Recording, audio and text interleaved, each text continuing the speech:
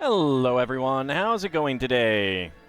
Happy Wednesday. We are back for some more Lego building, and this time we are going to be starting on the Italian Riviera.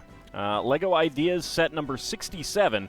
They have really done a lot of these, and they're going to be doing even more. The last round of Lego Ideas had 6 sets approved, so they're really ramping up the Lego Ideas thing. How am I doing? I am doing okay. Let's go ahead and get this one opened.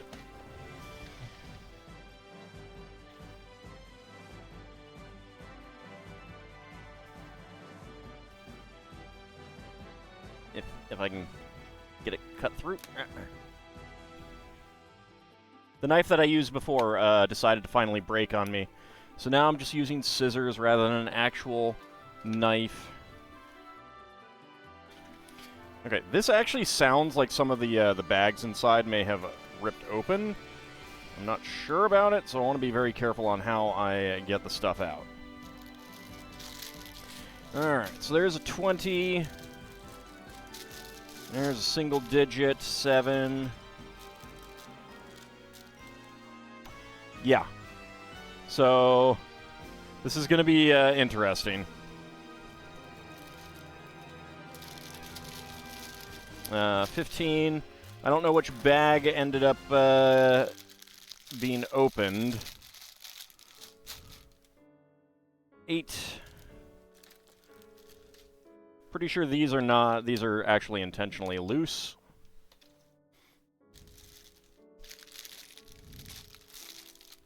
9. There's another one of those. 22.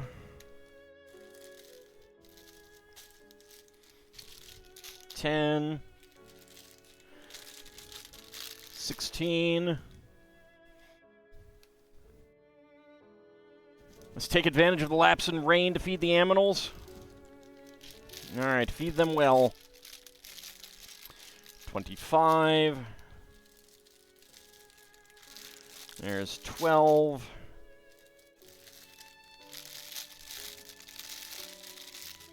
20.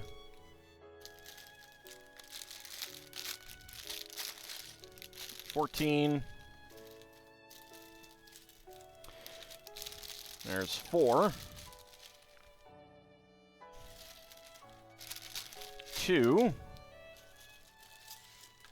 Oop, oop. So far, it's all the same pieces. 19.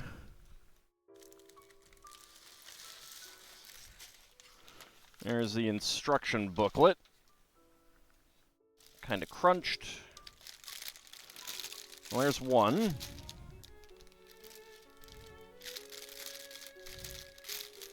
6.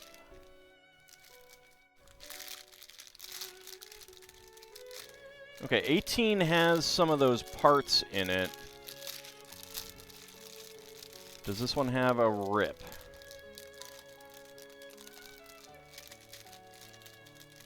Doesn't seem like it.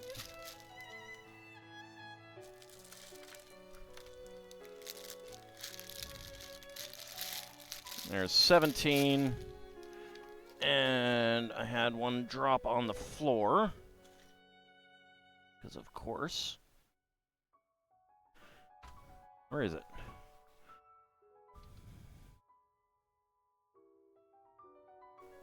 Where the heck did it go?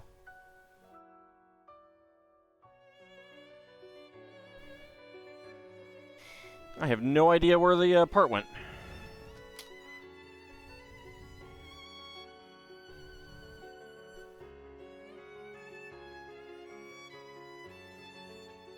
Oh, a piece. Where did you go?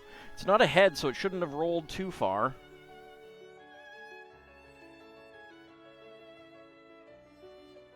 Oh, there it is.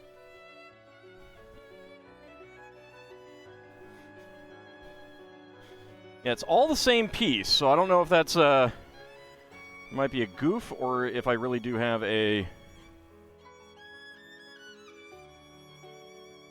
hole in one of these bags. If I have a hole in one of these bags, I haven't found that yet.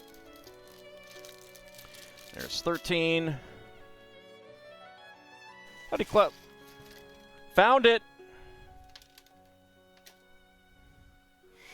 Found it. I just so happened to grab the bag by the opposite side, and the entire bag emptied out on me. Oh, man. All right. Well, the good news is that should be everything from that bag. There's 5.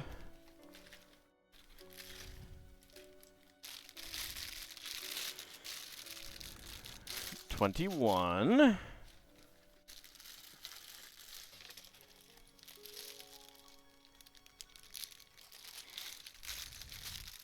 11. 3. Okay. I need a container to pour these into.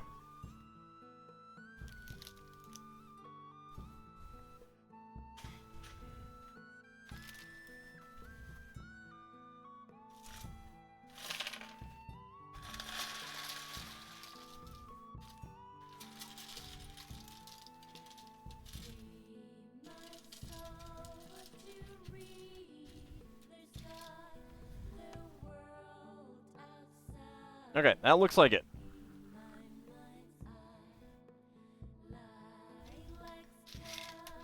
Nope, nope.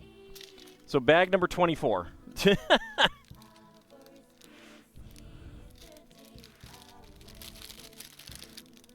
going to get these back in the bag and just, like, roll it up, I think.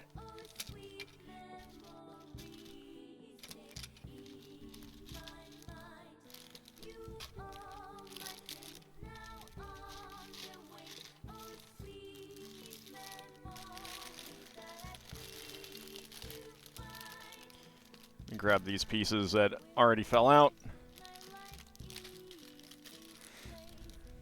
Starting with bag 24. Oh, yeah, yeah. I'll definitely do that.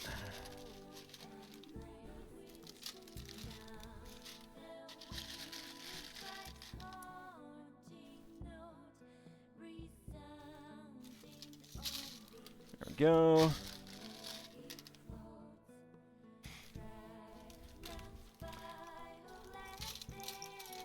Okay, I'm guessing that this is going to be a roof for one of these because that's what I'm seeing all these 1x2, round top pieces being. There we go. All right.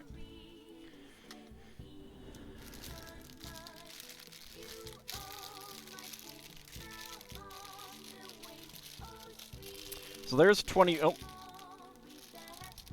All right, I'm actually gonna hold off on that. Let's see. So, there's 21. There's 20.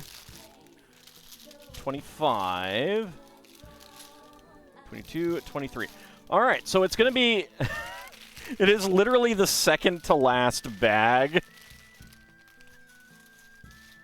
It's great. That's great. All right.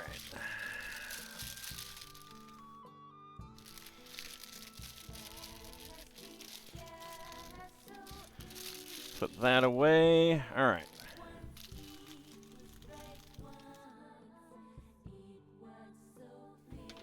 Okay. Let's see. There's 11. There's 17, 18. There's 19. Where's 16? 16. 15. 14.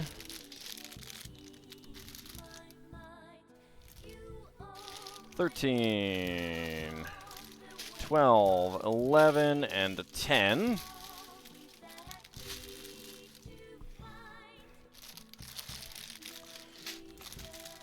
All right, put one aside because that's what we want to start with. 1, 2, 3, 4, 5, 6, 7, 8, and 9.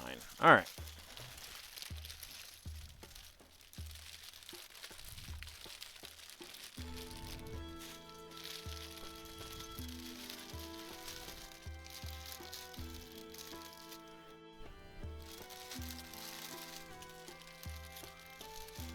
There we go.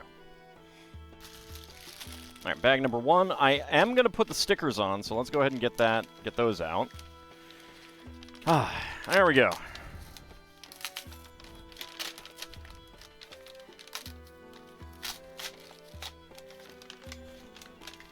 Where are the stickers? There they are.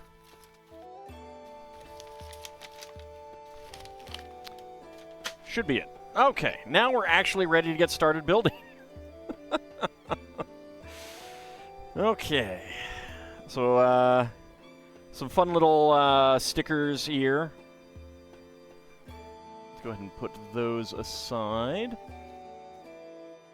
Grab those as needed. Where do I want to put these? Right there for now. All right. So, how's everyone doing today? Now that I got all of that sorted out. And just to make sure, this is the box. Yeah, it is empty. I did get all the parts out. Just wanted to make sure.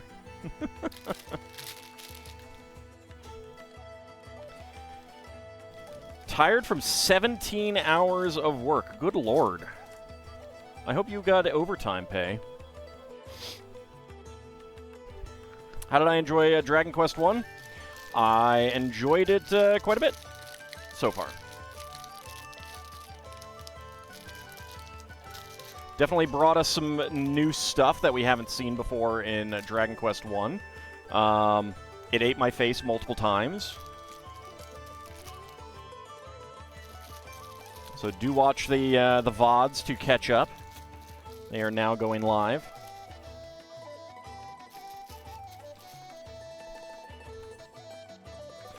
All right. Let's see. No party, though? Well, yeah, but, like, that's Dragon Quest 1. Meet the fan designer, Alex Ali.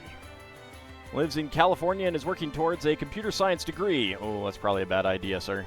A talented fan designer, Alex has already reached 10,000 fan votes for 4 different submissions and counting. This is his first submission to become an official model. Besides Lego building, he is passionate about photography, soccer, and traveling. When I was a kid, I got a box of Lego bricks, and soon after, I got my first real set. I was hooked. My grandparents also had a 1980s set I played with when I visited them. Oh, my bones. My bones. Oh. Let's see, where was I?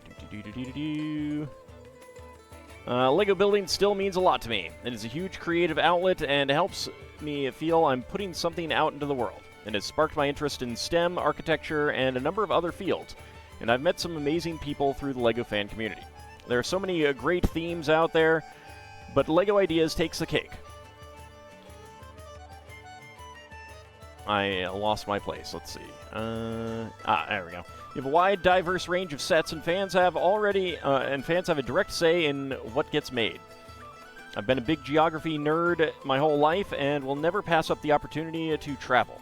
Italy is one of my favorite countries I've ever traveled to. It has so much natural and architectural beauty that I thought it would be perfect to capture in a Lego set. This model is based primarily on the villages of Cinque de Terre, but also draws some inspiration from the Amalfi Coast. I used a ton of reference images and experimented with different color schemes. I love the vibrant colors and texture variations throughout the build, inside the houses, the stonework, and tile roofing. It was a great feeling to reach 10,000 supporters. This has always been a dream of mine, so thank you so much to everyone who voted.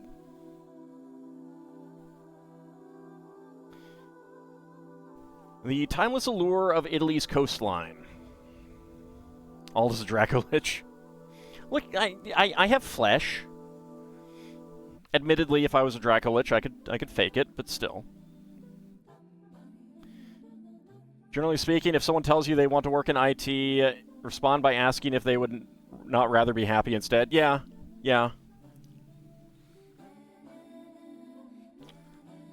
Plus, like, I mean, there's always going to be IT jobs, but also, we're coming up on a big crash. It's gonna happen. And there's an element of, like, honestly, I think one of the best things you could do in college is go into the humanities, because if you've taken, you know, if your degree is in the humanities, it doesn't apply to anything in particular, but it does apply to everything in general. The timeless allure of Italy's coastline. Like, if I was going to go back to college, university, I would go into some humanities field. History or something like that, probably. Italy's coastline offers a seemingly endless line of soothing vacation dreamscapes. Travelers are drawn in by vibrant hues and intoxicating aromas that captivate the senses.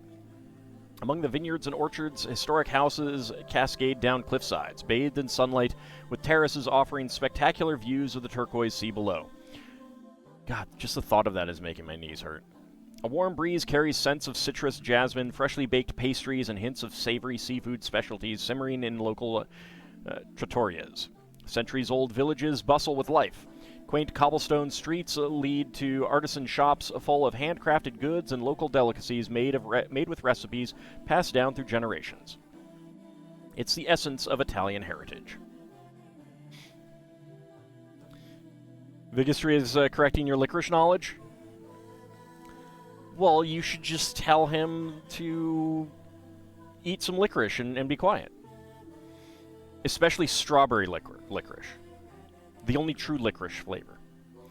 If you travel along this beautiful region, you can find the Cinque Terre, a stunning UNESCO World Heritage Site of 5 neighboring villages nestled between the Alps and the Mediterranean Sea. While tourists and photographers flock to the area for panoramic views and world-famous architecture, outdoor enthusiasts can enjoy a day on the water by sailboat or kayak. Hike through trails or visit historic landmarks. Around the local piazzas, you can join the cheerful chatter of locals, start your day with a rejuvenating cappuccino and breakfast focaccia, or find your favorite flavor of freshly made gelato to cool off in the sun. With its ideal blend of joyful activities and serene settings, this coastline offers a uniquely refreshing escape where life's simplest pleasures take center stage. I did that to troll you? Oh, absolutely. I definitely did. Now, that is quite beautiful, that picture. And I would like to visit there, but I also look at that and just my body wants to explode in pain at the idea. You went into journalism in 2003 and essentially saw the conception of the state of the news now, which kind of made you fail out of depression. Yeah. I really want to hope that things will come around, because journalism is so important, and one of the reasons we are where we are today is because of the utter destruction of journalism as a field. Like, I think just in the last year, there has been like a 70% loss in journalism jobs in the U.S. That's insane. It's absolutely insane. Let's see. From the LEGO Ideas team. It was lovely to work with Alex and his awesome submission. We could almost hear waves gently breaking on the cliffs, smell the salty sea air, and taste the tangy sweet gelato as we explored all the nooks and crannies. We wanted to allude to the elevation near the coast, so instead of adding a mountain, we set the buildings at different levels. And an outside staircase adds to this dynamic. Each floor can be removed so you can look inside. Creating the angled base plates to enhance the cozy neighborhood was a fun challenge for this build.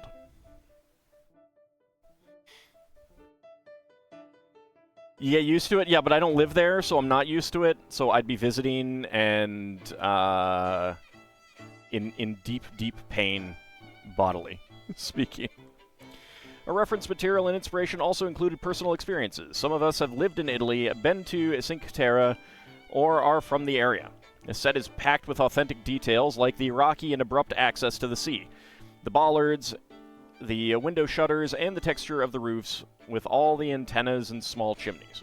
Are the antennas still in use? Who knows? Will they ever be taken down? Not likely. I like that line.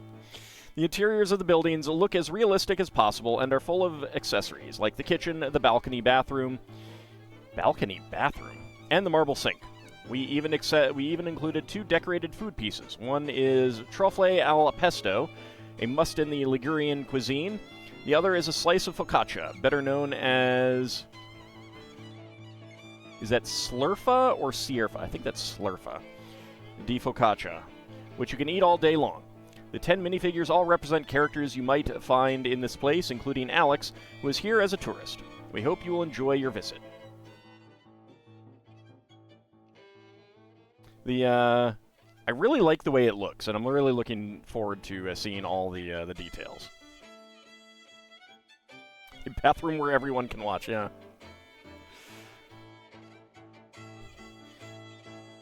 The set is going to make you think a lot about the game On Your Tail, which takes place in an Italian beach village.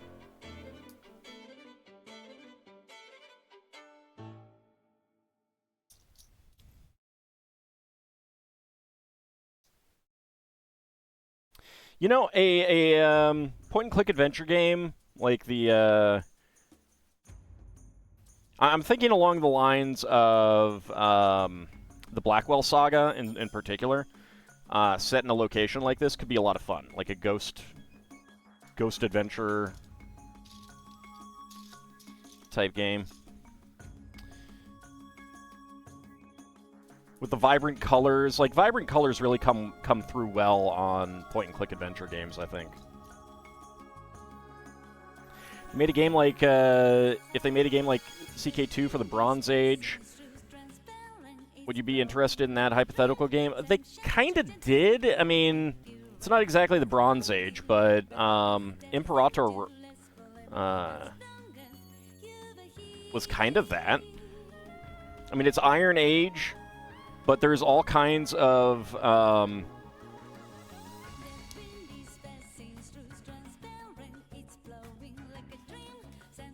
you know, peoples and cultures and stuff that I'm actually interested in.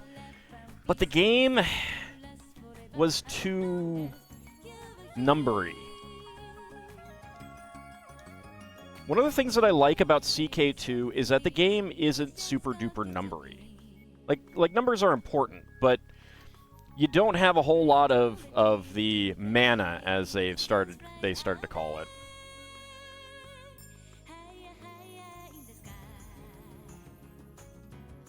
Oh, maybe I'll check it out then.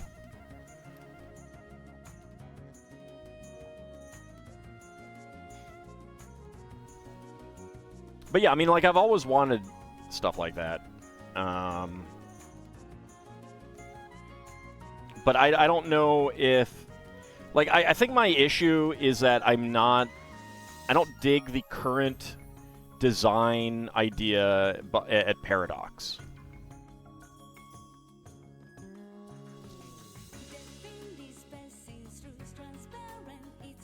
I don't mind, like, like, there is always going to be some element of spreadsheeting.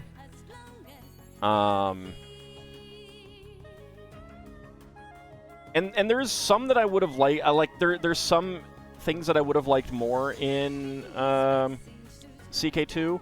I really wanted an actual trade system. You know, something like what you had in EU4.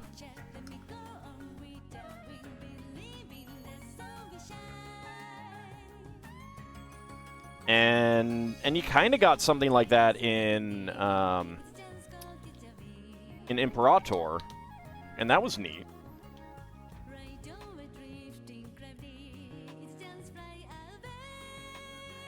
I mean, CK2 has a steep learning curve, but that's pretty standard for Paradox games, I feel.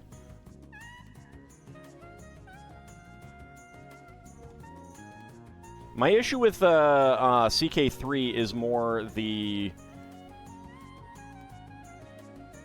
Like, I roleplay a little bit. I don't roleplay a lot in those games. I still see them as strategy games, not role-playing games. So the fact that CK3 really, really forces you to roleplay, and it's basically like, you've rolled up your character is like this, and you cannot do anything other than that with your character, or your character dies. And I really hated that. I really hated that.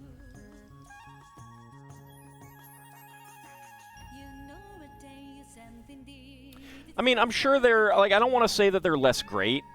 I like, that's not, you know, because there are people who absolutely love them. Lord Canis loves CK3, and I don't begrudge him that at all. I'm not saying he's wrong. I'm not saying the games are bad. I don't want to come across that way, and I try not to. So if I do, I apologize. But it's just like, so that's why I say that it's not for me, you know? And some of the games I expect to be more numbery, EU4 and probably EU5, I expect to be more numbery, more spreadsheety.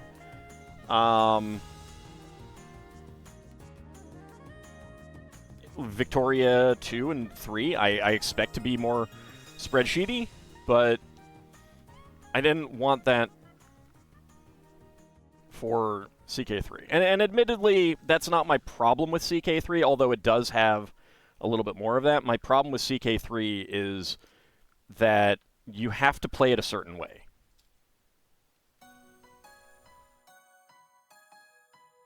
Like, you can play...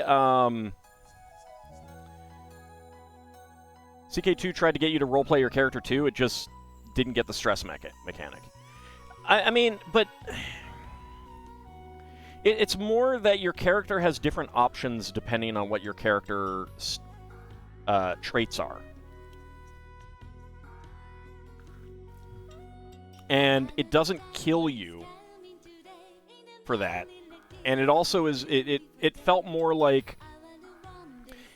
It opened things up to your character rather than closed things off to your character in general, I felt. Does that make sense?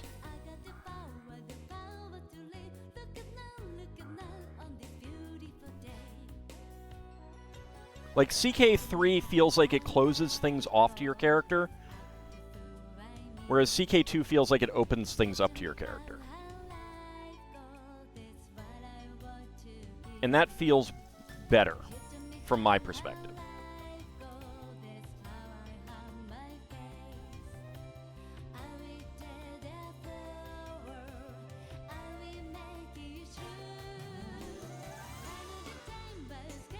CK2 loves throwing curveballs at you. Yeah, it does.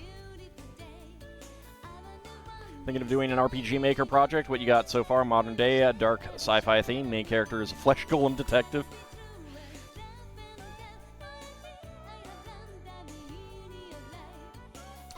So what you're saying is that it'll be Frankenstein's detective.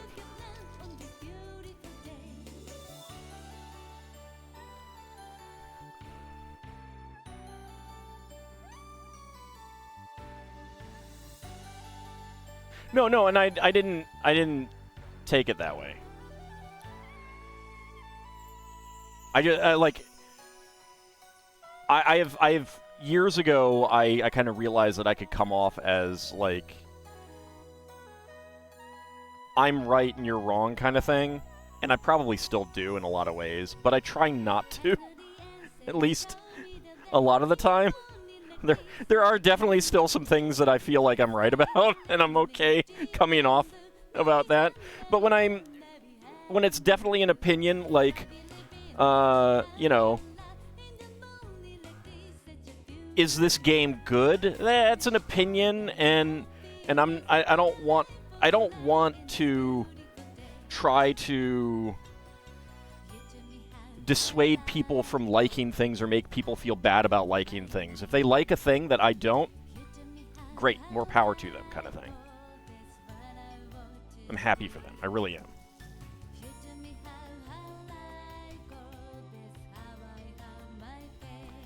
But I do try to, like, analyze why I don't like things and think about why I don't like things so that I understand it.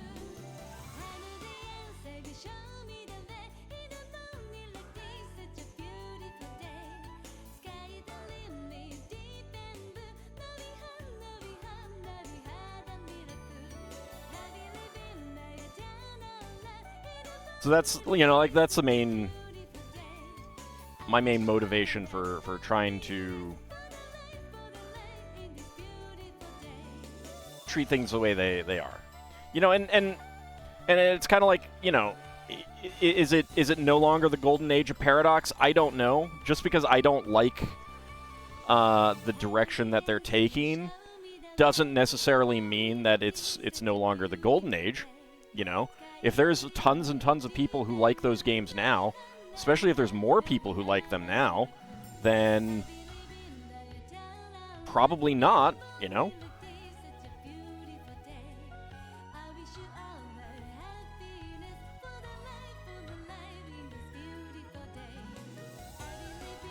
Still think it's very funny you can rename Byzantium to the Unholy Roman Empire.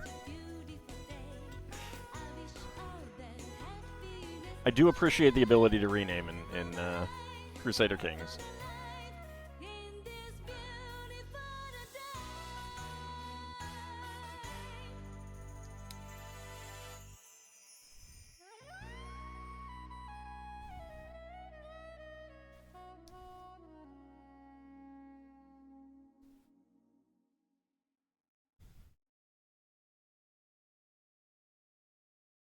And I do push back on things that I think are incorrect opinions, like as in based on incorrect information. I got into a conversation with someone who brought up the rules for vision in the Forgotten Realms Sea of Fallen Stars product and called it needlessly complicated. And they're just the standard AD&D vision rules for, you know, lighting conditions. And it's actually a pretty easy thing to understand and roll with, you know, when you're actually playing and when you actually know the rules. It's very much not needlessly complex, I feel like. So I did push back on them. You like needlessly complicated?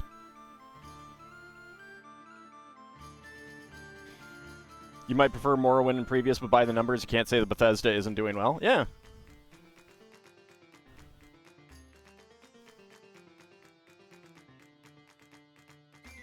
But, like, the thing about those rules is that they might look complex at a glance if you're not playing the game, because there's a lot of numbers there. But if you actually sit down and read the section on it, and admittedly, like, they were looking at basically a supplement that is assuming that you're also looking at the main rules, and they weren't looking at the main rules. So they weren't getting all the information right there. It's a pretty good system for, because it has a bunch of categories for distance in various conditions, like whether there's rain or fog, full moon, no moon, that kind of thing, based on what you can see. It's like, here's where you can spot movement, how far away you can spot movement. Here's where you can identify generally what it is, like it's a humanoid versus it's a bear. You know, and it gets down to the point where you can completely ID it and be like, okay, yeah, that's Joe. And it works out pretty well for that. Because it tends to, like, go in very specific mathematical increments rather than being, like, arbitrary or anything like that.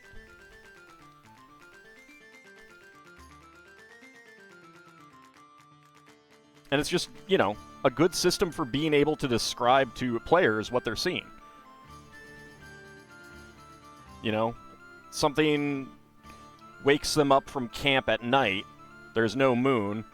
Well, if the Dungeon Master has rolled that they're X feet away, they can tell you, you see some movement, but it's too far away for you to tell what it is. What do you do?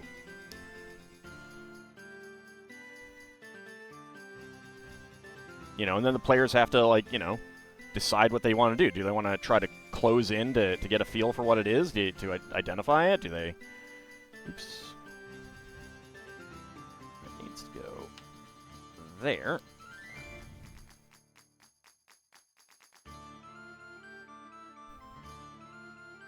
How far can you see a housefly? Not very far.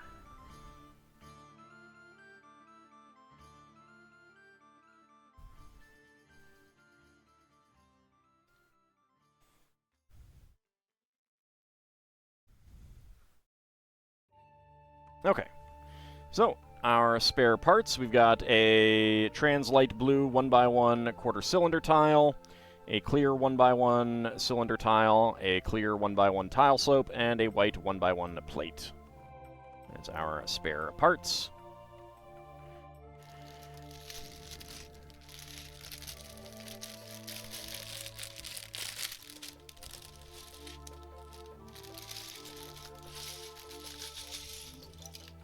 You know, and they were like, this is needlessly complex to deal with, you know, during the game. But the thing is, like, if a dungeon master is doing proper planning, they're not going to be dealing with it at the table. They will know in advance, okay, the players are going to be going through mist. Let me review the rules on how far they can see in fog. Are we even going to see this colorful foundation when the rest of the building is built? No. The reason that they do stuff like this is to give it contrast while you're building. Because if this is all gray, then it can be harder to see that you need to put this piece on and stuff like that, or these pieces on. And it's to give you a greater variety of part.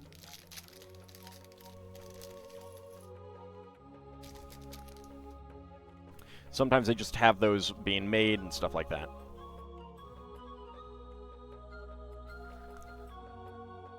Then the players go the other way to start a tavern fight with the king's retainers. Well, yeah, but then you don't need those things that you looked up, and it's fine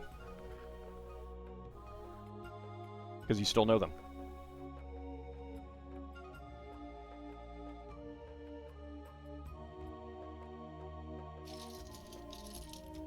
Yeah, contrast is a big part of it.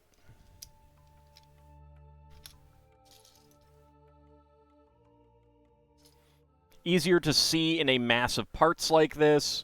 Easier to see in the build, figure out how far things are from each other, that kind of thing.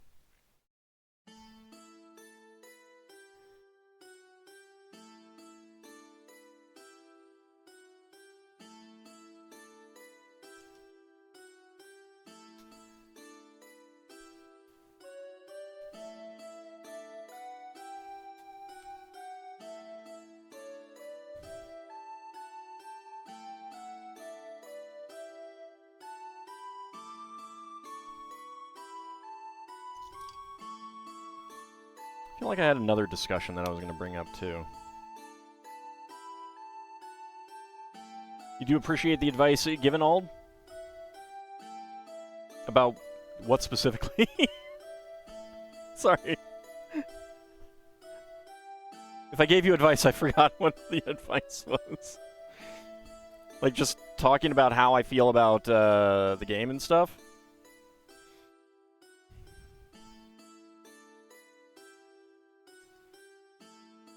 Oh, right, that advice, yes. Okay, I remember that. Yeah, I mean, anytime you're a pagan faith, it pays to either convert away or reform the faith, in my opinion.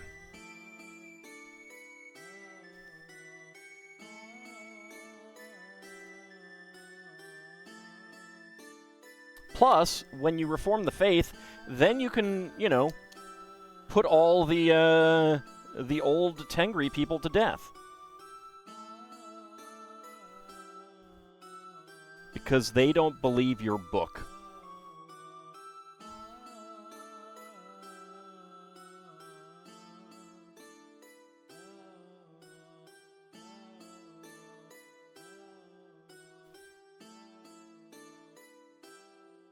Well, if they're heretics, you can just, you know, toss them in jail. Execute them.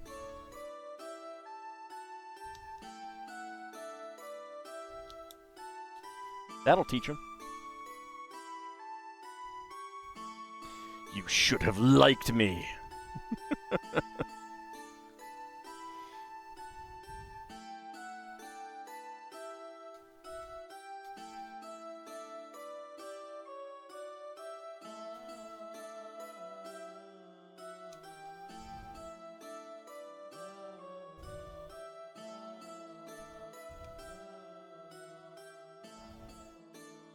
But your characters are nice rulers? Well, then the people should have nicely converted.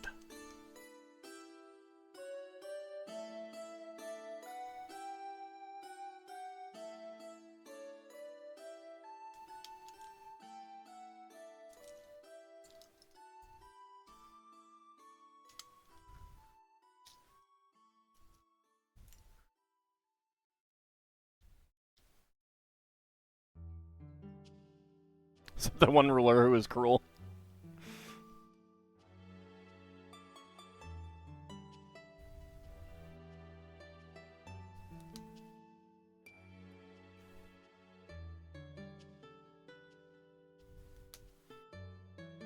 Alright, get some grill tiles here.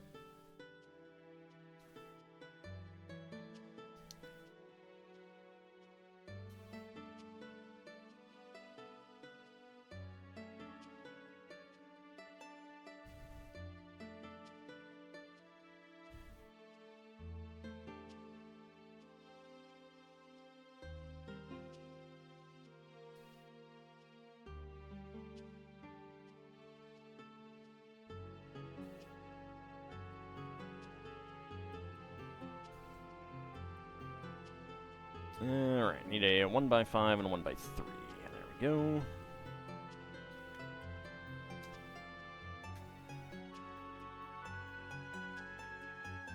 Nope, need a dark gray.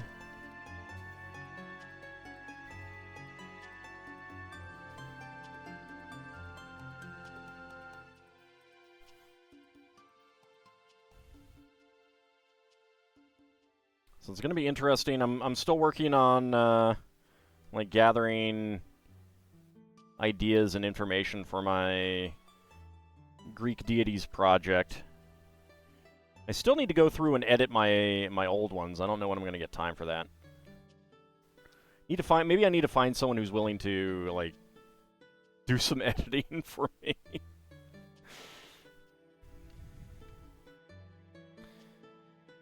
Okay, so this goes right here.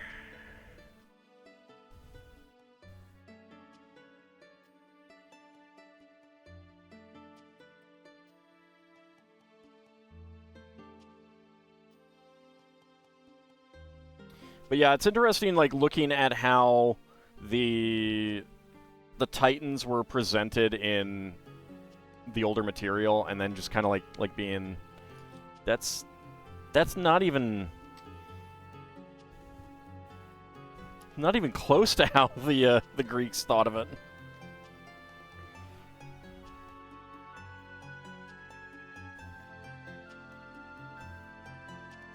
Oops. Like, wait, that's not right. That needs to go forward one. There we go.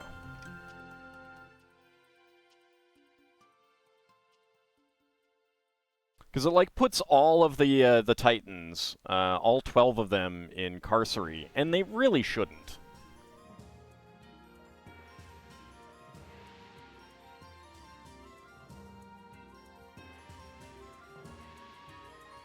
Where'd your hams go? I don't know what you're talking about. It should still be hams. I haven't made any changes. I'm still seeing hams on my screen.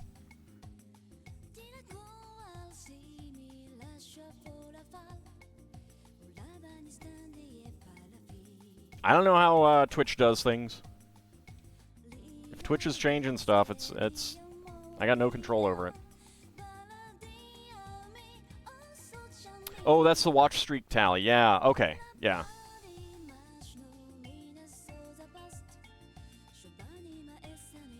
That's true. That is a flame thing.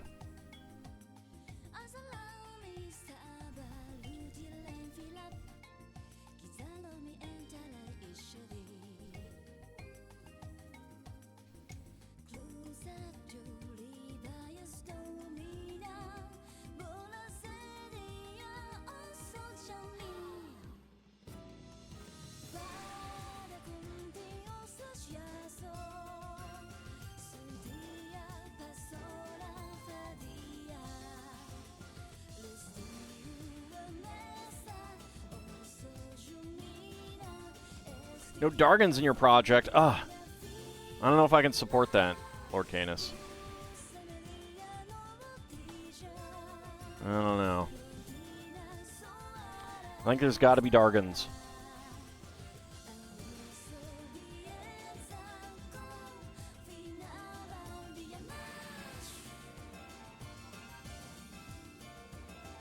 I mean, Shadowrun managed to get Dargans.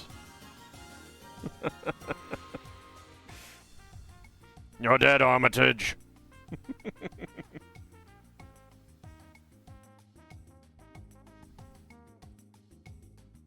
Also be slightly insectoid with some spliced bombardier beetles. No, but then that's the dragonflies from Dragon Quest, and those things are just not right.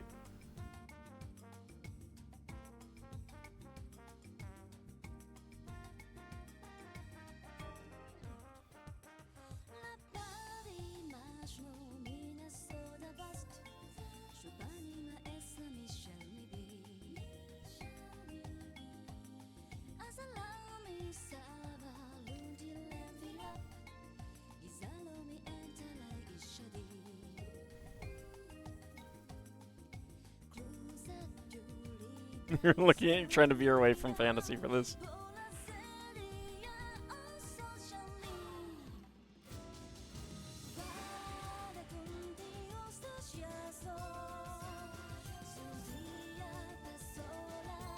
Look, dragons are archosaurs. Just breed them from birds. It's fine. They're feathered dragons. It's okay.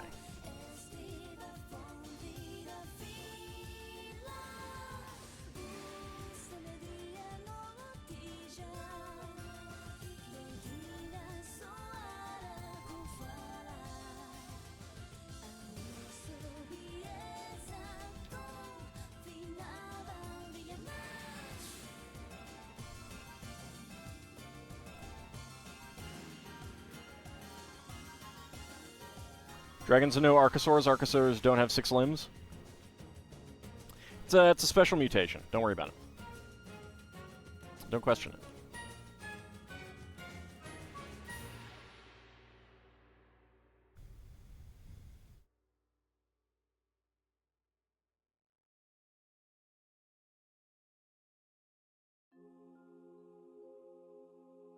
I should know whether dragons are archosaurs or not. Watched a YouTuber talk about science behind the fly in 1985 and the genetics behind having that happen to a person. I think the main genetics are that it can't.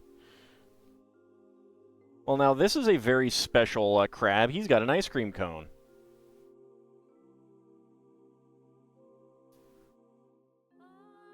I'm jealous of Mr. Krabby. I want an ice cream cone.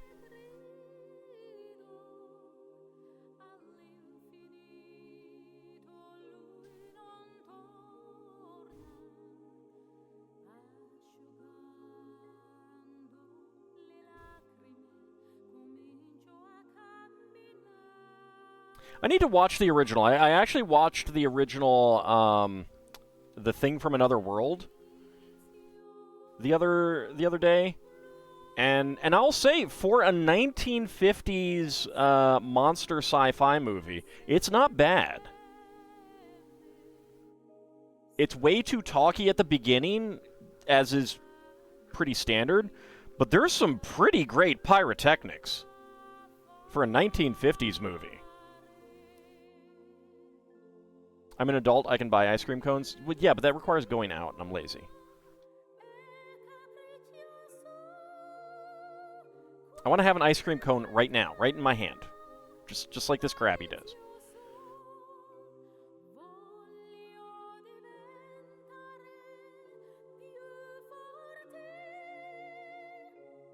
Yeah, I mean, it was a plantoid. I mean, it's very different from the source material, for one thing.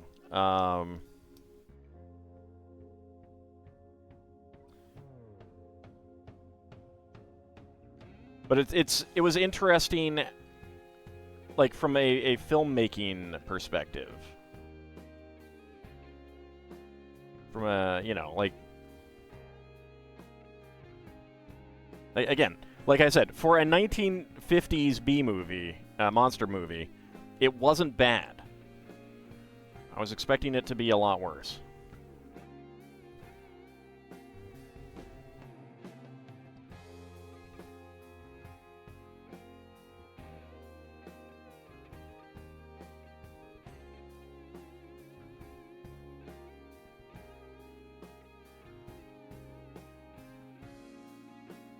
I don't think we have any real idea what would happen if you tried to splice DNA together like that.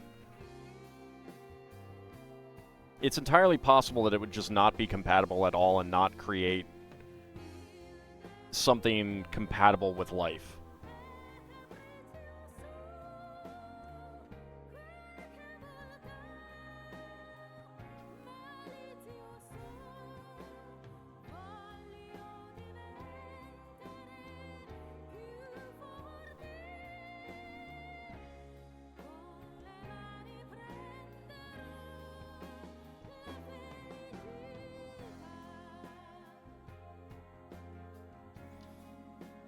Another way there could be dragons if you get some form of lizard got too close to some of the some sort of chem plant and got mutations from all them chemicals. Well, yeah.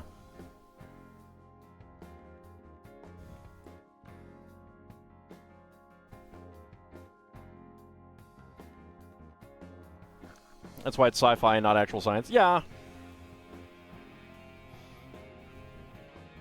I mean, I enjoy a lot of these things, even if while I'm watching them, I'm like, that couldn't happen.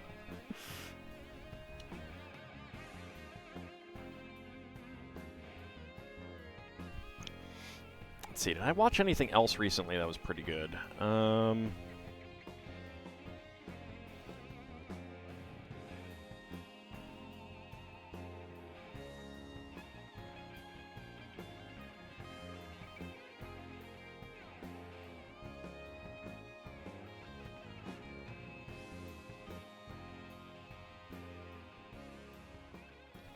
Could, we don't know, because the morality behind the science needed to do it.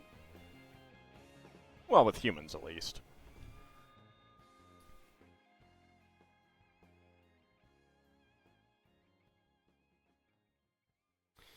Bald reads books when not LPing and not streaming. He could read Who Goes There or Frozen Hell, which is a post-life public. Yeah, no, I'm familiar with the books. I haven't read them.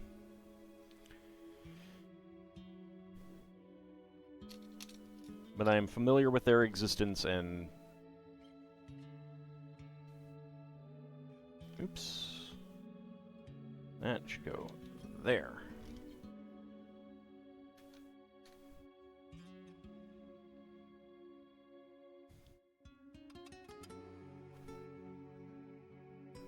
And I might, it's just like...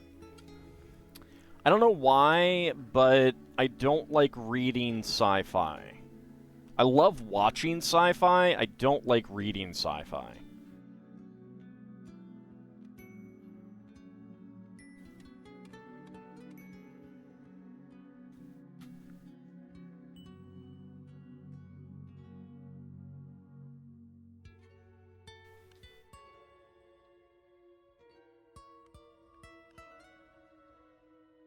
I think it has to do with, like, what my brain likes to visualize. I think it has an easier time visualizing fantasy than sci-fi.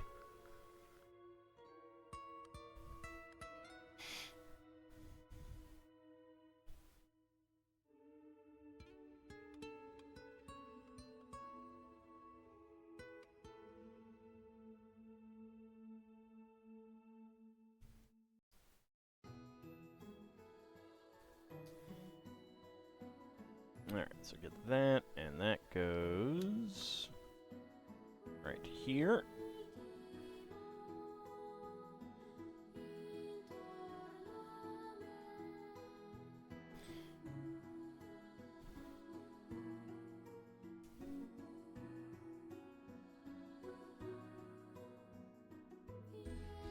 This is a collection of short things, tales inspired by Who Goes There. Yep.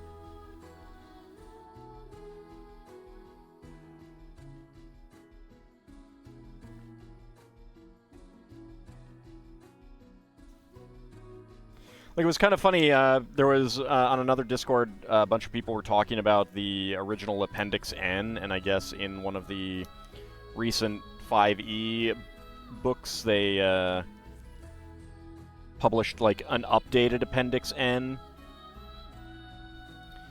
of which I've read a lot more of the, the books. But I was highly amused, so, like, of the original Appendix N, Tolkien is all that I've read. Of the new one, I've read a lot more, but one of the things that amused me was that some of the things that they referenced were D&D books. Like novels set in the various D&D universes. And I was like, that's a little circular. Want inspiration for your D&D game? Here, read these D&D novels.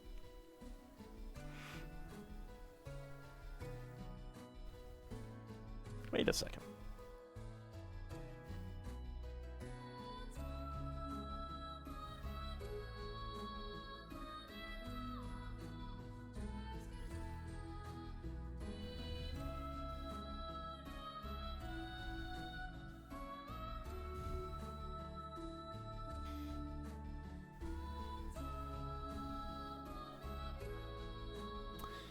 Yeah, clear 1x1 cylinder tile, huh?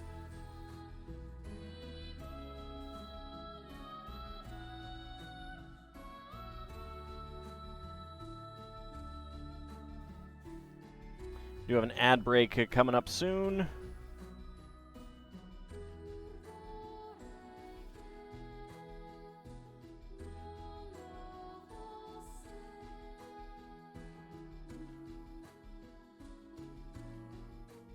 Okay, that goes in there. Okay, I have definitely missed a blue 1x2 plate.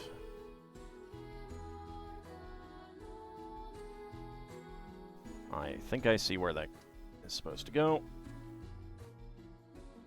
Yep, right in there.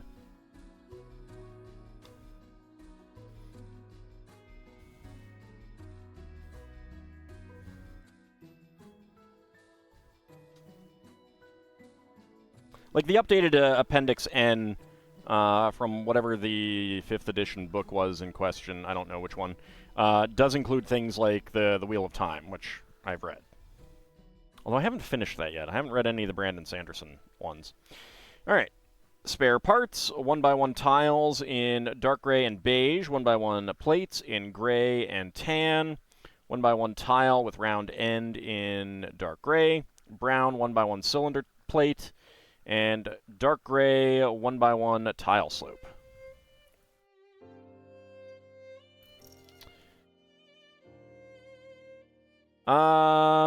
Give me a second. I'll go grab it. It was on Discord, so not on my Discord server, but on another one. So I can pretty easily go grab it.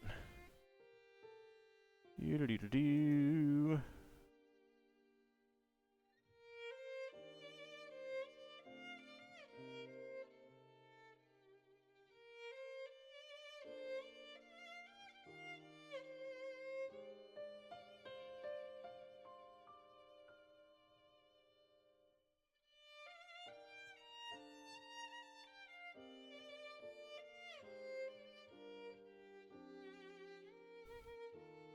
Okay, that's in the AD&D channel now.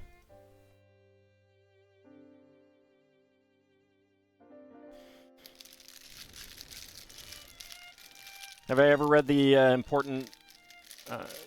important the nomenclature of polearms? Oh, sure. Probably in its second edition variants, though. No, I've read that. I have. I think I have the first edition player's handbook somewhere around here. And I've read through it at least once. Probably only once. I've read portions of it, of course.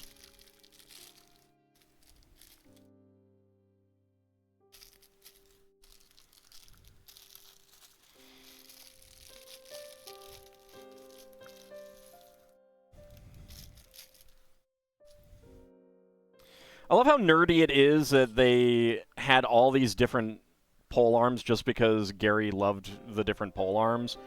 And then, like, got all of the, got the damage behind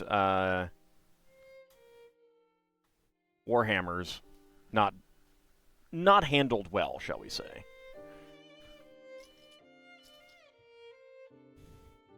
I'm really surprised that they didn't update that in Combat and Tactics.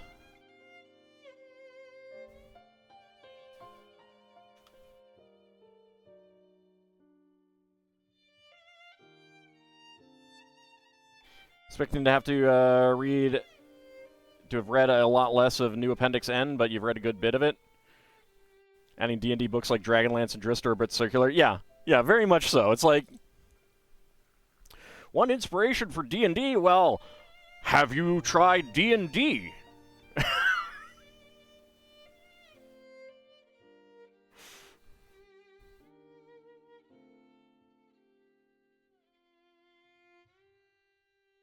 Considering that, like,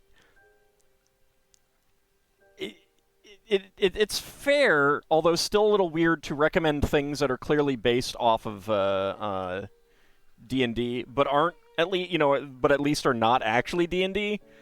Like, I'm pretty sure George R.R. Martin based his Game of Thrones off of a D&D campaign.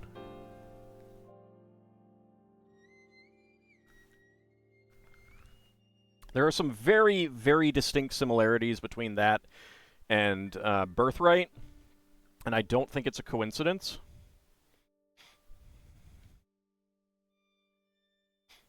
I've always wanted to ask Ed Stark if he knew George R.R. Martin, because I suspect the answer would be yes.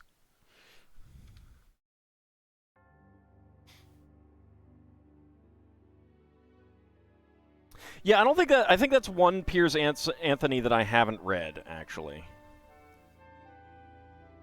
But I'm not positive. I may have read some of it. I think the one sci-fi book you disliked was a book on time travel thing, where a group gets a hold of a time machine and tries deleting the past people because primitive nature of the past.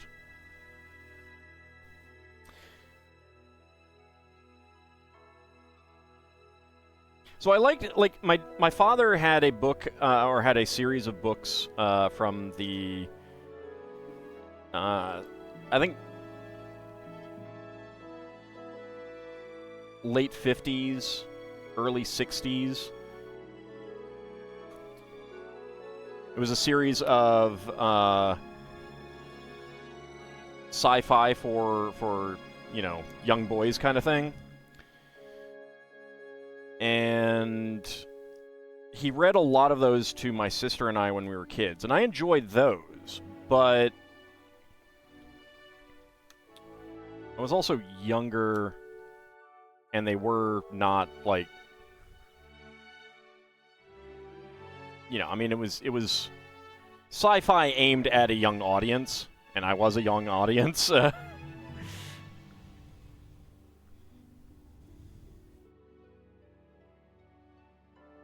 Sci-fi aimed at a more adult audience, I usually just don't get into. I don't.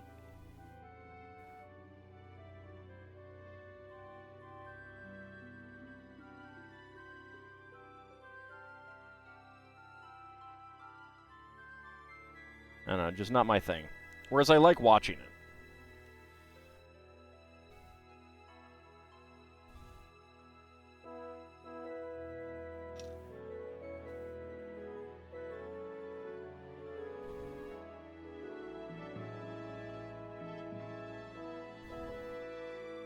Yeah, I'm not talking about A Song of Ice and Fire. I'm talking about sci-fi, not fantasy.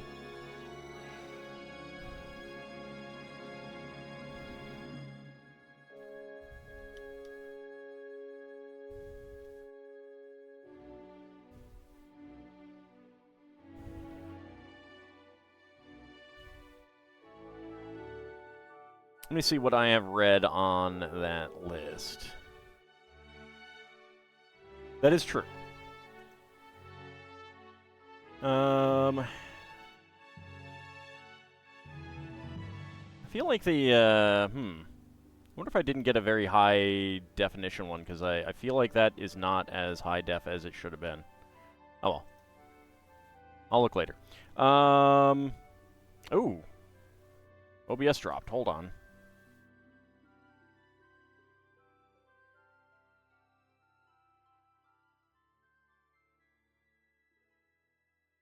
What is going on? Okay, OBS is back. I'm not seeing any network issues. I don't know what happened there. Am I back?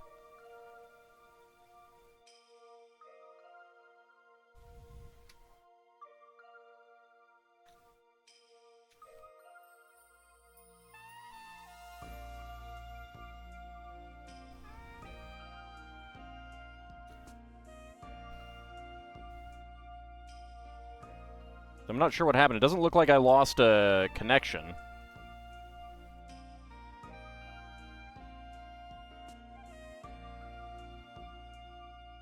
Is anyone seeing me at all? No, it's saying that I'm offline. Okay, you hear me.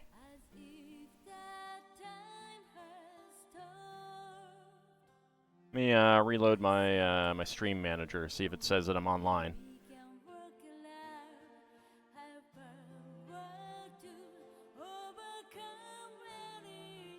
Okay, my stream manager says that I'm offline.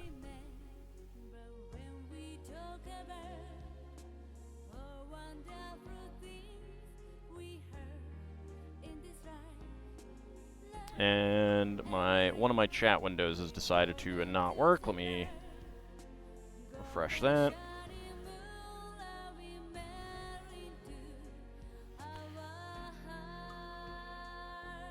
Well, I mean,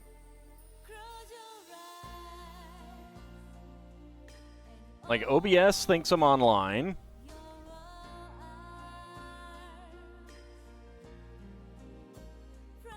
You see and hear me just fine. Okay, well, I don't know what's going on with the Twitch stream manager, but it thinks I'm offline.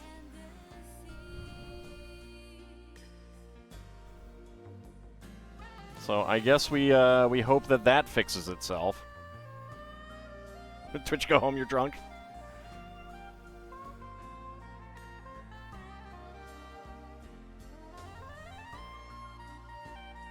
Short of, like, stopping the stream and restarting, I don't know of anything that would definitely get that to fix itself. But, I mean, if you guys can see me, I'm inclined to just roll with it. I try turning it off and turning it back on again. Well, I haven't done that in OBS. I can do that. But I'm also a little afraid that if I do, it might not connect back up for some reason. Like, is the quality okay? Is the quality normal?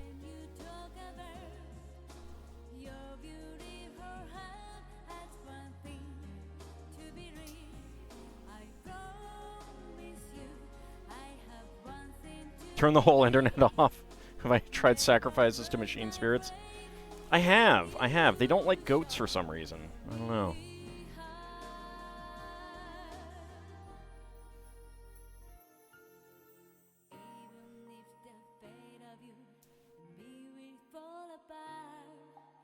It is going to be difficult to run a minifig guessing thing if Twitch doesn't pick back up that I'm online.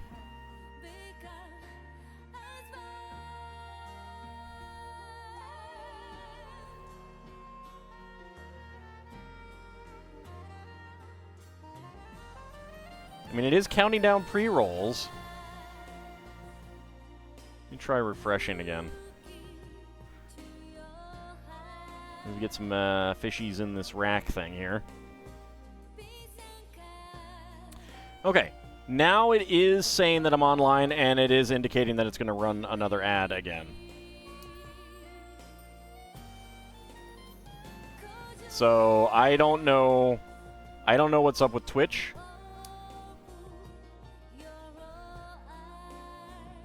But it looks like it's working now. Kitty snacks. There is a kitten in the set. There is a kitten in the set.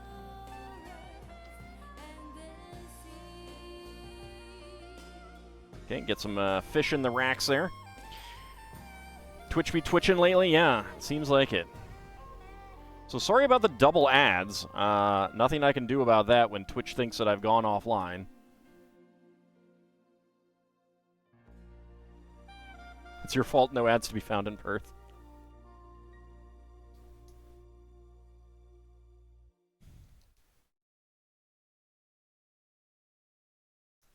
Saw earlier this year that the Unforsaken Hero was being republished and you forgot to buy it.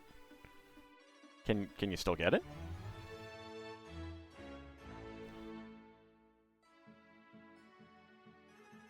Oh yeah, I was gonna look at the list.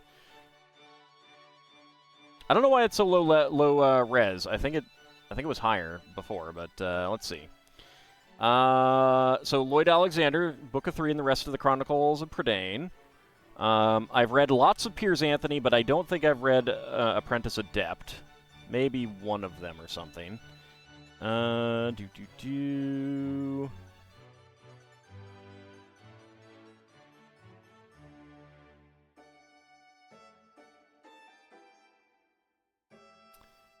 Anything else?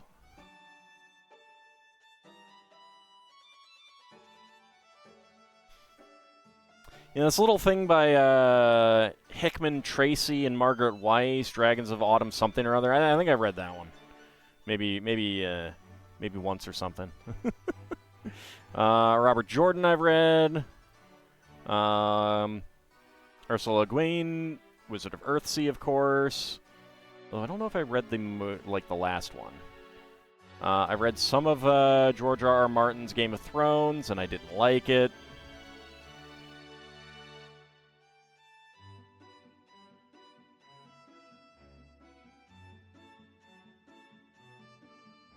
Salvatore, I've read some of his, of course. Tolkien, that guy, that little guy, I've read a little bit of him. Yeah, so not a whole lot even of that that list that I've read.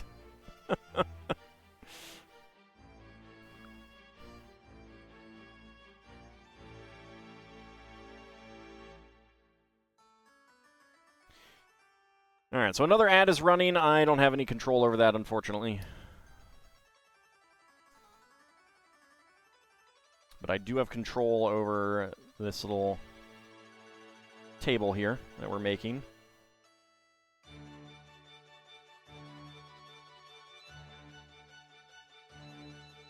I have not actually read any Terry Pratchett.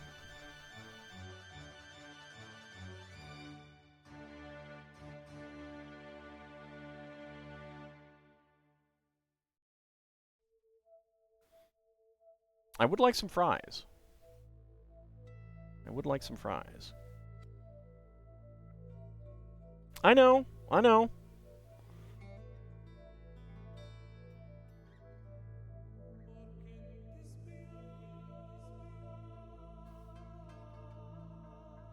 I'm not a big, comedy writing person, if that makes sense.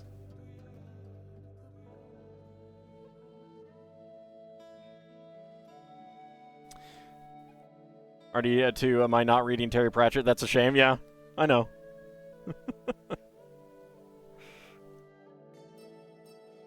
Not saying it's bad.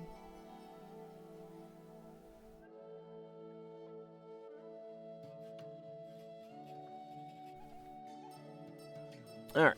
Let's get a sticker. We get the scale print.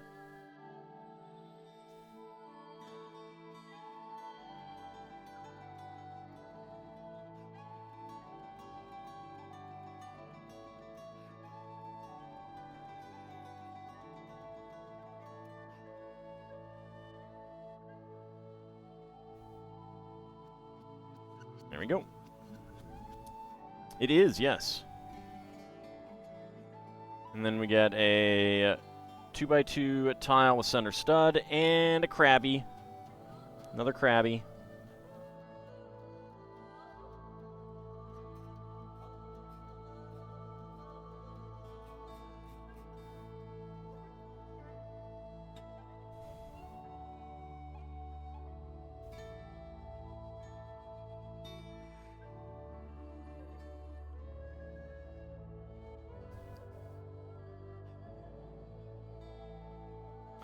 Okay, get the legs on, and right there.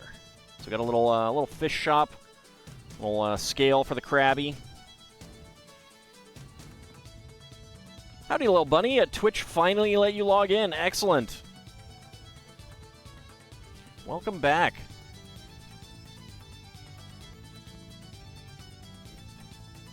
All right, so a barrel here. Nope, actually. Barrel right there on the A 1x2 stud. And a bucket. Thought a psychic monk that rode an awakened moose as a mount was fun anyway.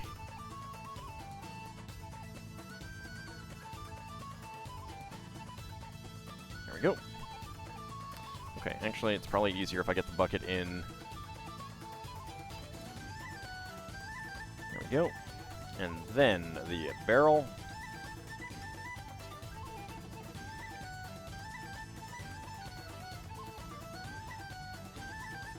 Alright, and a spigot of some sort.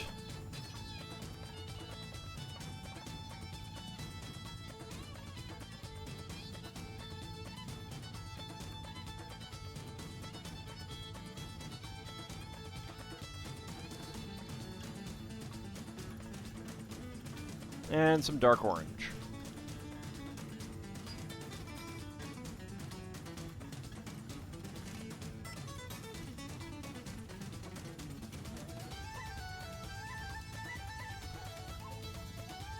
Alright, lots of 1x3s. I guess not a lot of 1x3s. A few 1x1s here and there.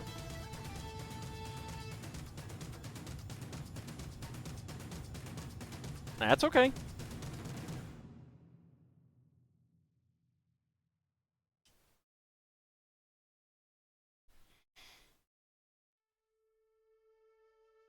Okay, we got a brown 1x2 back here.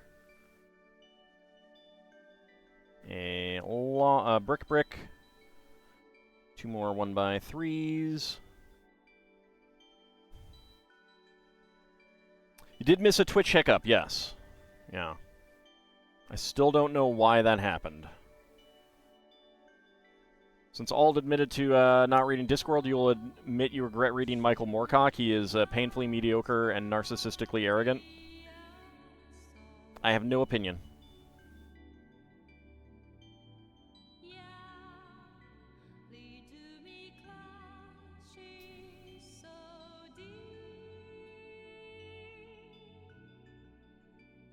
Alright, get the other knife, and I will put the sprue in the spare parts container. So knife there, and a cleaver here. Perhaps a Twitch hiccup let her in. That could be.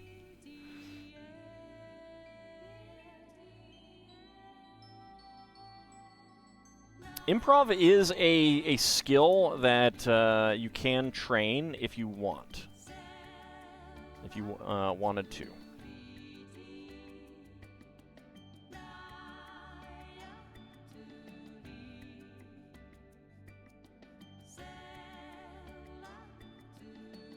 I don't think I'm actually good at improv myself.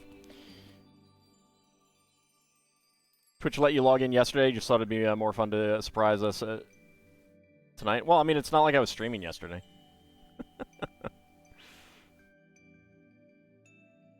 Did you watch the VOD of the Sherlock Holmes Book Nook, Lil Bunny? Because I figured you'd like that build.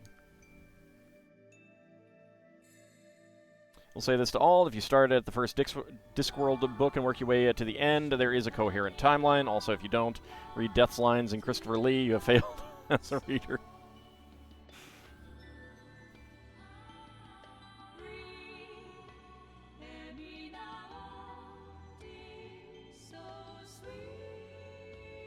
Only the haunted house one. Fair enough. No, it is there if you choose to do so. Let's hang up some fishies. There we go. Rack those fishies. Okay, actually I need to turn these more.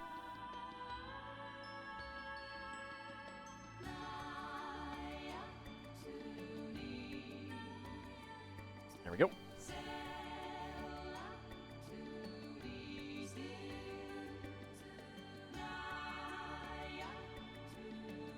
Well, hopefully that will go away and you can watch them now. Just think of it as if you were, you know, like away, you know, out of town or something. Maybe that'll help.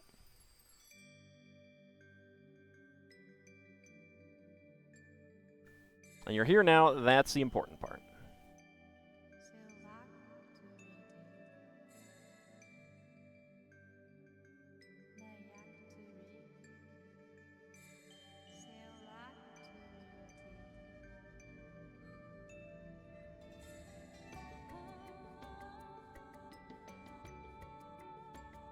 Alright, so we have a number 5, 26, a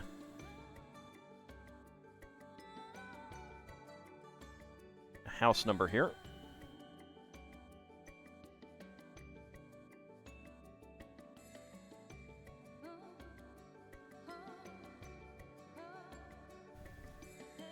There we go.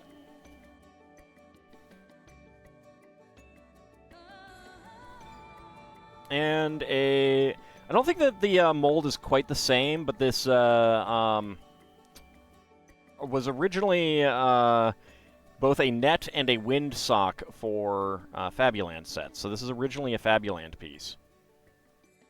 Get that in there for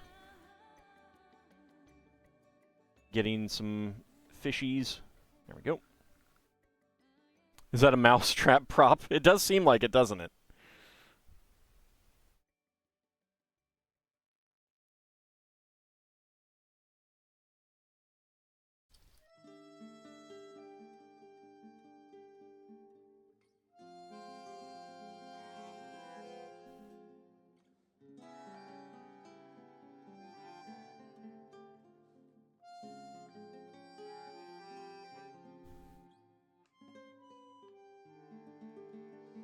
I did have a copy of Mousetrap when I was a kid.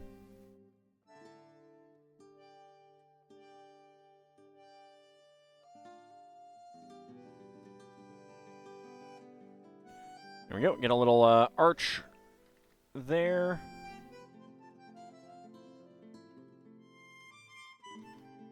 Nice little doorway.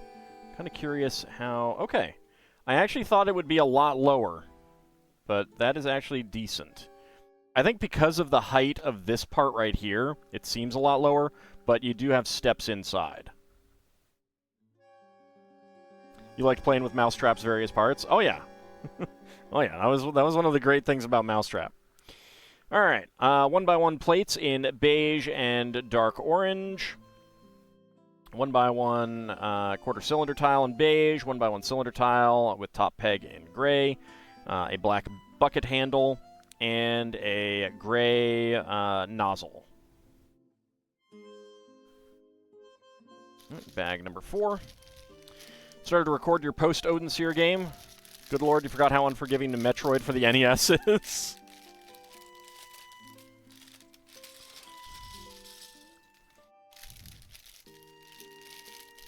That's a gun and you know it.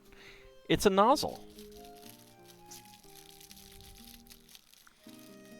It is specifically a nozzle from gas stations.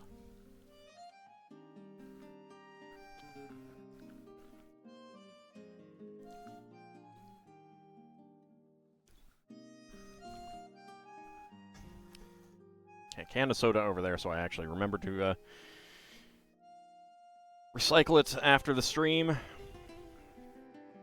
One of Jango Fett's blasters. I don't think they use that piece as a blaster. I'd have to go back and look, but I don't think they have.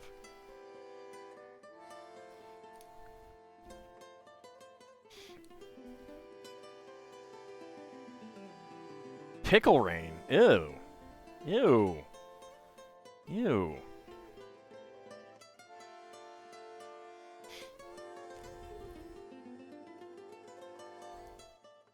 You know, there's a sandwich assault case going on in DC right now that the guy is probably okay because he didn't have pickles on that sandwich. If there had been pickles on it, I think everyone would convict him for assault with a deadly condiment. It's the best train ever.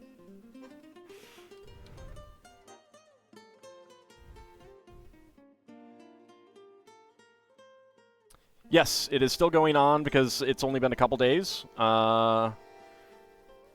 Today was the third day. And it has gone to the jury, and the jury did not reach a conclusion.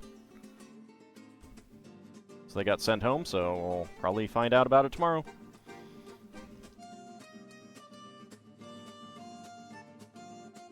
Pickles are the tastiest condiment ever. I mean, I guess if you've never had any other condiments, sure.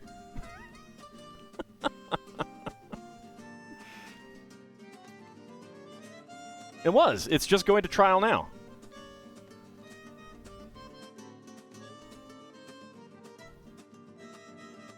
The agent said that it exploded on it when it hit him, and the defense counsel asked him to describe it in the picture of it on the ground, and he's like, a little bit is coming out at the end.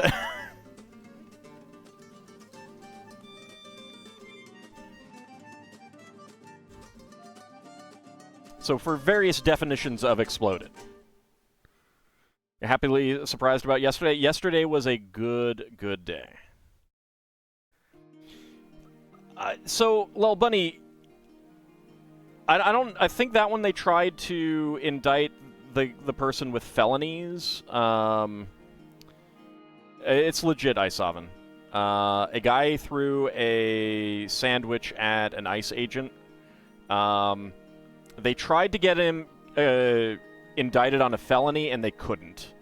They got no build, so they're going to a misdemeanor, which does not require going to a grand jury. That's where it is right now. So it's in front of the jury now. You should get a burger with triple the amount of pickles. I mean, if you want to die, sure.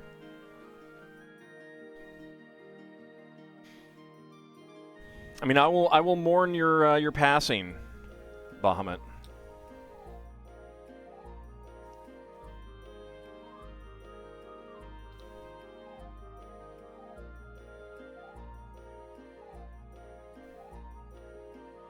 But yes, yesterday was a great day. Is the jury hung? Not yet.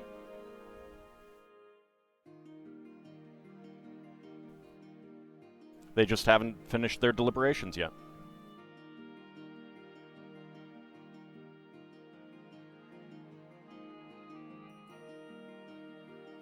You love pickles. All this you cannot pass away. Thus you cannot pass away. You're a dragon deity and thus immune to that. I mean, everyone says that until they actually pass away. So, you know.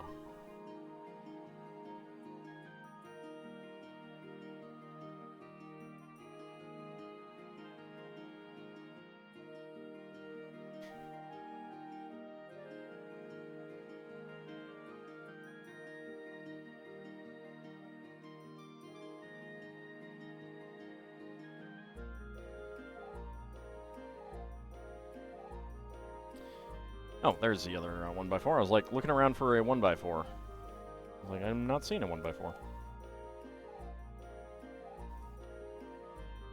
You're immortal until proven otherwise. That's true. That's true.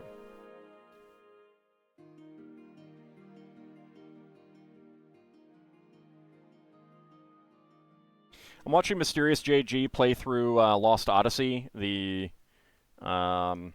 semi-square Enix RPG that was put out on the Xbox, and some of the main characters are immortal. That's part of the plot of the game. And there was this one sequence where one of the characters was like, "I was immortal, so I knew they couldn't do anything to me." And I commented like, "CK2 has shown us that that they absolutely can, and that's turn you into a perpetual motion machine."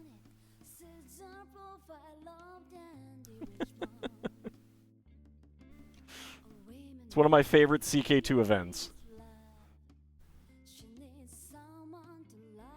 You'll go to Jersey Mike's and order a tuna sandwich with extra mayo and pickles just to post on the Discord for all to scream and horror at.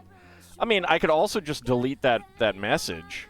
Or delete the food channel entirely. I have that power, you know.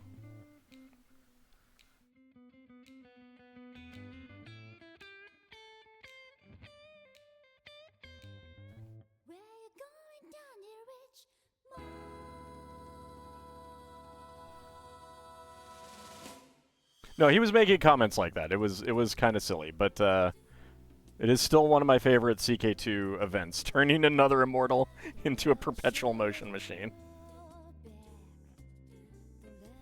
I wouldn't dare. It's not that I wouldn't dare, it's that I do like its existence to isolate the pickles, for the most part. Quarantine them away from, you know, everyday access and view. Treating them exactly as they should be treated. Just remembered Zerfall and I playing Last Armageddon because you saw a video about the original PC98 version. Yeah, I think I got suggested that one too. I keep getting, like, really weird suggestions these days, and I just want to be like, how does YouTube not know what I will click on and what I will not click on? How do they not know that yet? Like, seriously.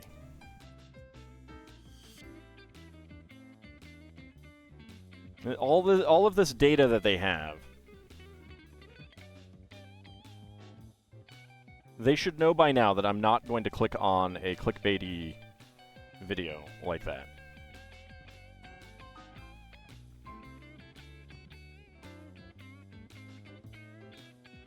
Hope springs eternal? Apparently so.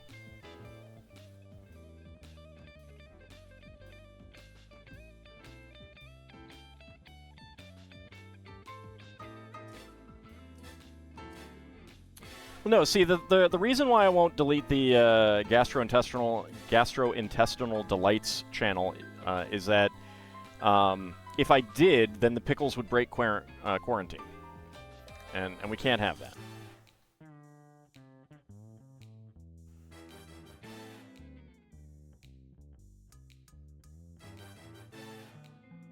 I have no idea. It just was like clickbaity.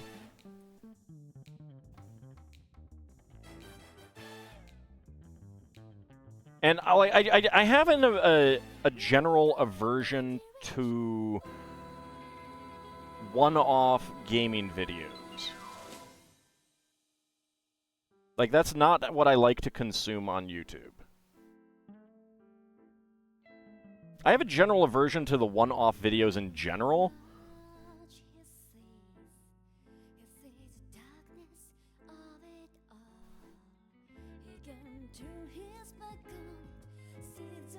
There's a few that I do like, but I use YouTube for watching people play video games for the most part.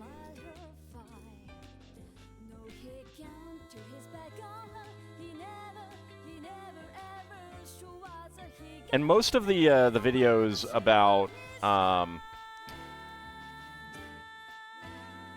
you know, that are of that sort have very clickbaity titles. I understand why. I mean, I am a content creator.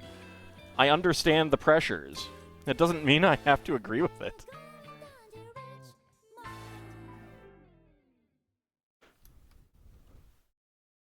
Or I have to be, you know, doesn't mean I'm going to be baited in.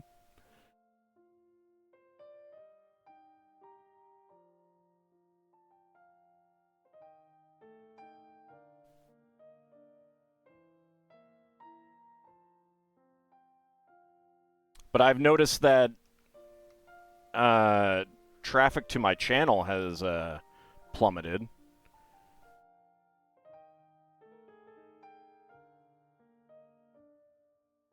So, you know, that's great news.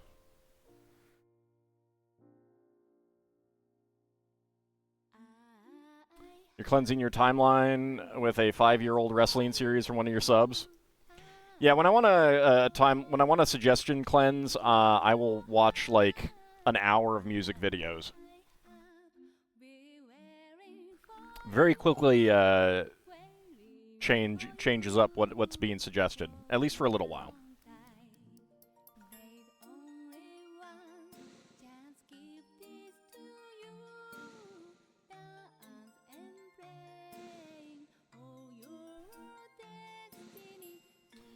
Yeah, that goes there.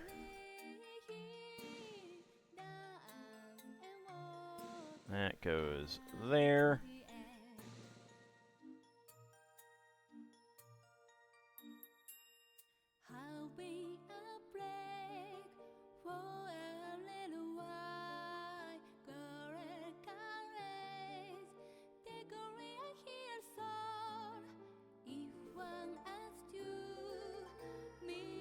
Well, YouTube and Patreon are where I make my money.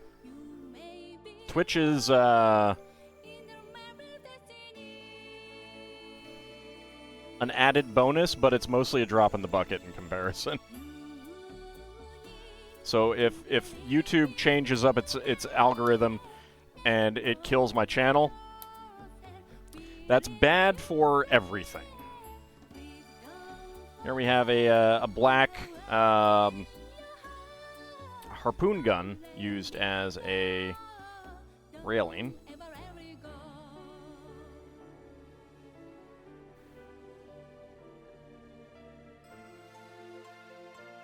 Okay, spare parts. We have an extra black harpoon gun, an extra 6L bar with stop. Always surprised that these are extra pieces. No, it's not a nozzle, it's a harpoon gun. Just because you think the other one is a gun and not a nozzle doesn't mean that everything else is going to be a nozzle. This piece first came out with the divers sets. Pressure washer wand. Hey, actually, you know, you could probably use it that way. Might want to put something on the end somehow, which is very difficult considering the shape of that, but... Alright, so dark gray 1x1 plate, tan and dark orange 1x1 tiles, black 1x1 cylinder plate with hollow stud, black 1x1 cylinder tile with top peg, gray angle connector with stud, and gray tap. Yeah, it's really nice. I've been looking forward to building it since it got announced. And since I got it. You're lucky your channels are purely for your own entertainment? Yes, that may be something that has to come to pass if YouTube keeps messing with things. Came across a vid including me in Zell's playthrough of a Satellaview. Oh yeah, yes, I was on that. You mean Zerfall. Howdy, Rovaljax, how's it going?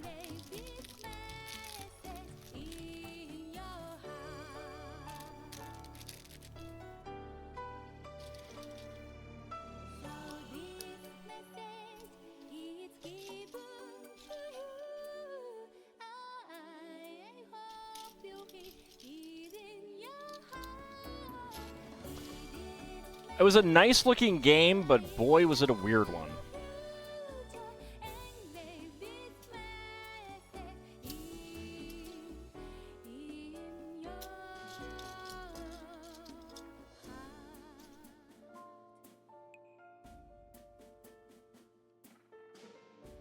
Definitely like my Golden Sun LP, but love my Lufia 1 and 2 LPs more. That's fine.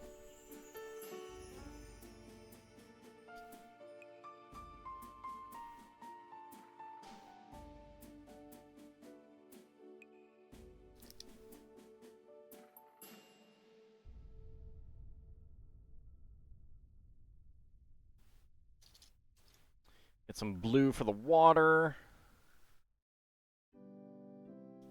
Some various gray plates.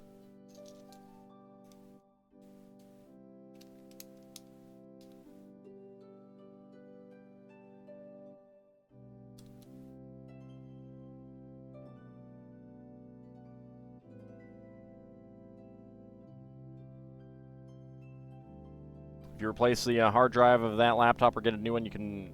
What's wrong with the hard drive that's preventing you from doing that?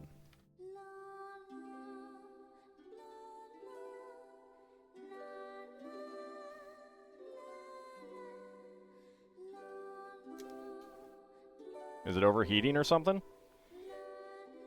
Mostly because Lufia 2 and the Sphinx that looked like Mystic Quest Sphinx.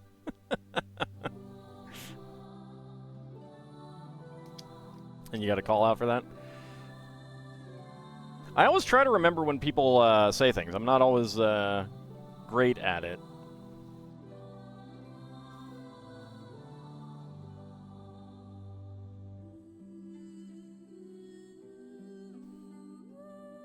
I'm especially bad at remembering who said what sometimes.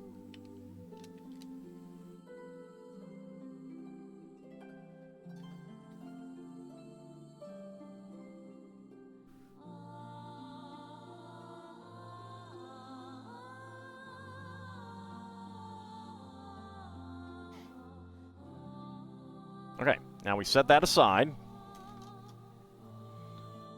It has some security software stuff on the admin level you can't find a way to purge, and it has stopped letting you connect to the net. Oh.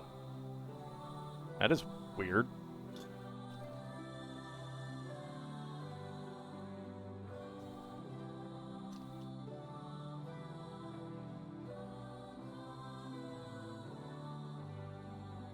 Hand-me-down that used to be a corporate machine? Okay. Well, it might be worth asking on the tech niche, see if anyone has any idea of how to eliminate that.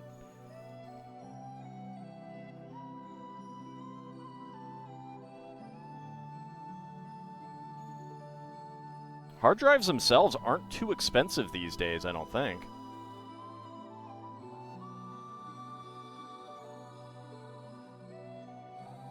Yeah, Golden Sun's been pretty fun.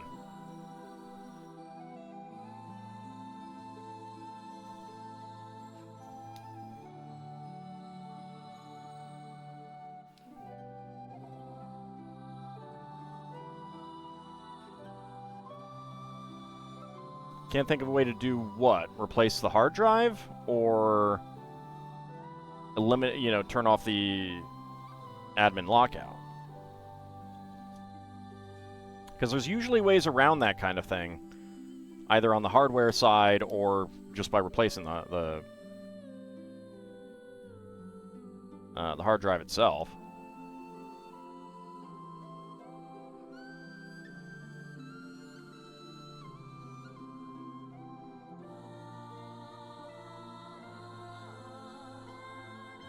Yeah, working inside laptops can be a little worrying. I do get that. First time I had to do that, I was very nervous. If you're careful with the wires, though, it shouldn't be too much of an issue.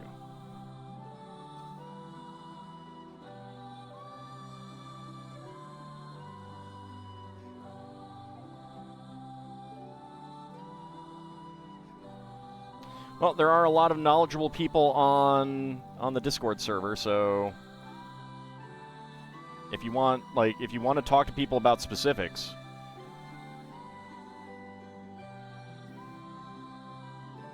they should be able to help. Oops, I don't want the blue ones, I want the dark gray ones here.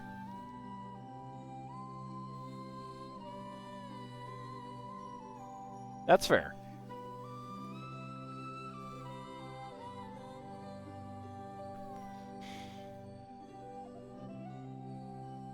But I mean, if all you use it for is the internet, then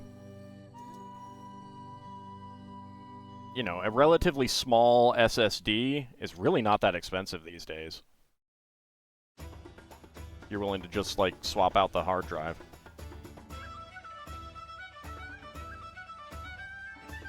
Looking a few things up. What's with all the new music? What's this from? This is all Suikoden music. I just decided to do it since we played Suikoden, and other than one track in the playlist that I try to start the stream with, nothing's been getting content ID'd.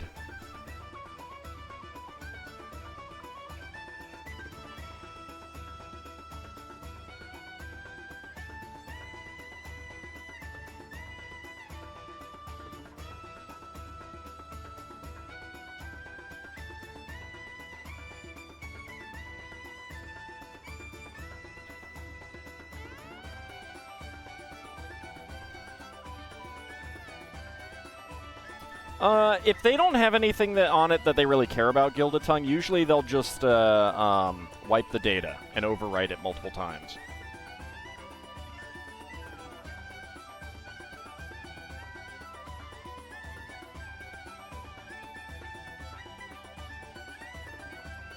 That was my experience.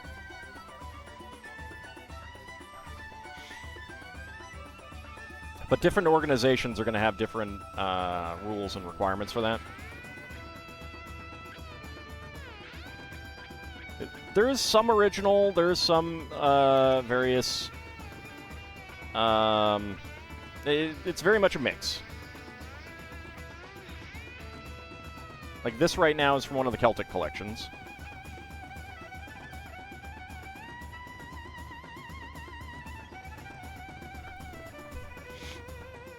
Oh, my nose itches.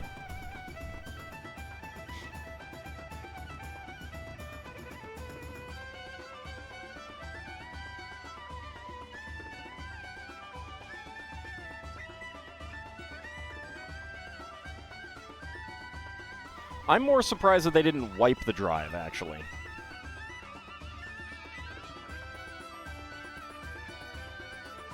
But yeah, if they don't have any anything sensitive on it, then a lot of businesses aren't going to care.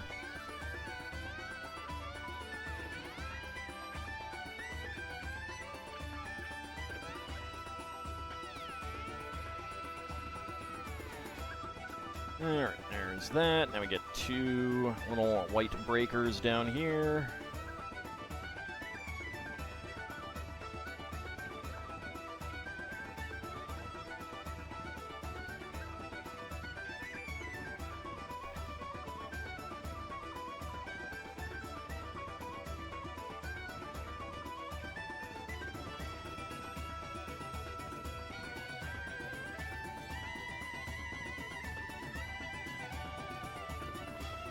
But, like, if there's a local admin password, there are password crackers out there. If it's, like, the local Windows admin as opposed to something on the hardware side.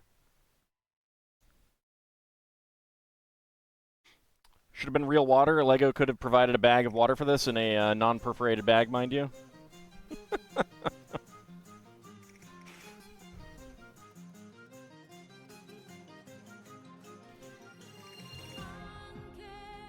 What next? Do you want the Jaws set to come with a live shark? Warning, contains live shark.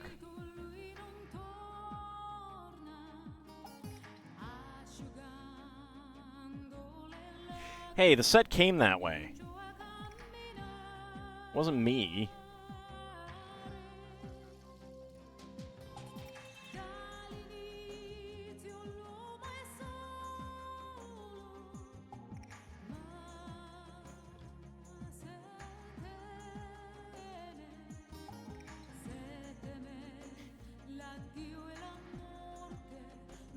I mean, I didn't say I didn't want a pet shark. I'm just saying that I don't think that Lego would include a pet shark. I don't think it would be a wise thing to include a pet shark, a live shark, in a Lego set.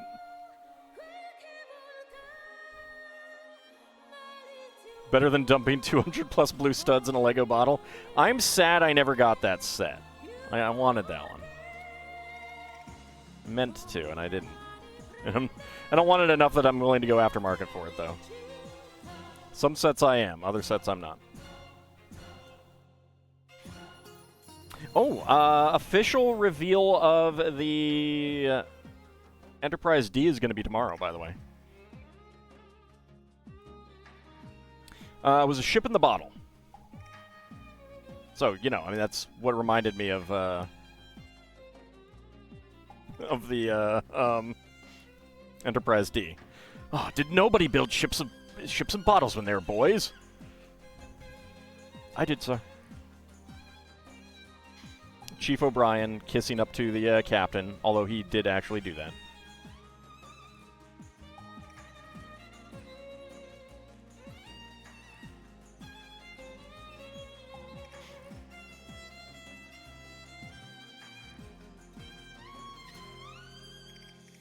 That one goes there.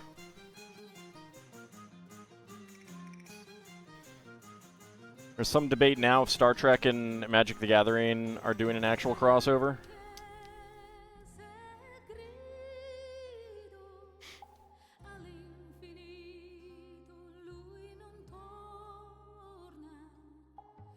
Yeah, of course they have glass bottles. Like, that's how you get the real Romulan ale.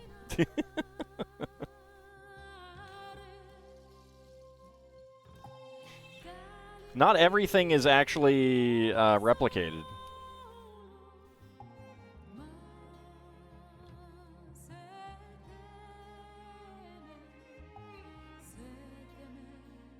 You're watching my Golden Sun LP now?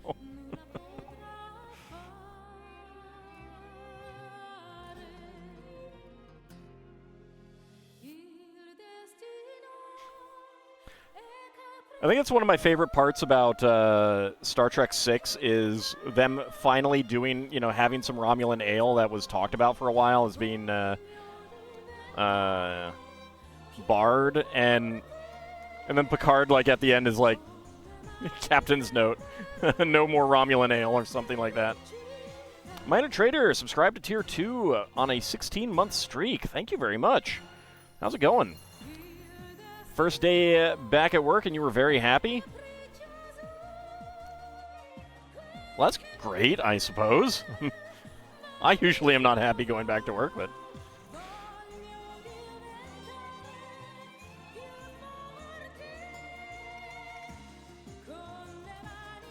Well, it's apparently pretty strong, too, Lord Canis.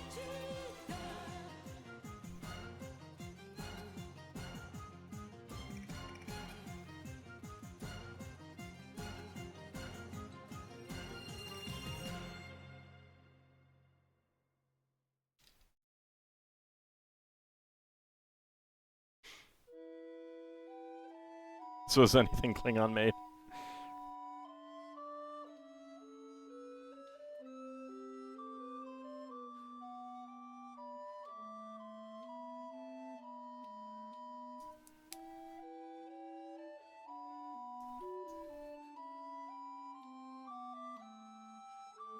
I heard one of my bags start to move. What are you doing, bags? Don't you think I'm about falling or anything?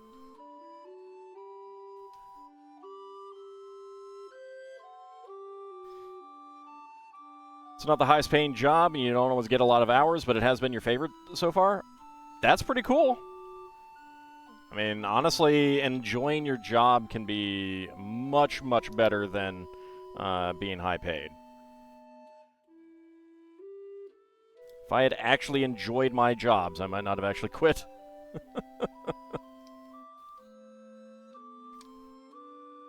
It's not a poltergeist. I've already gotten rid of them.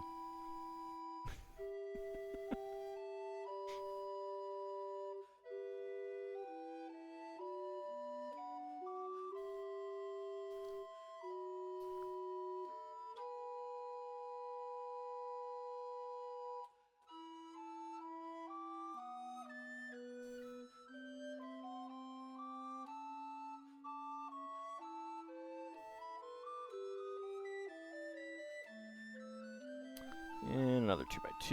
There we go. So that goes right there.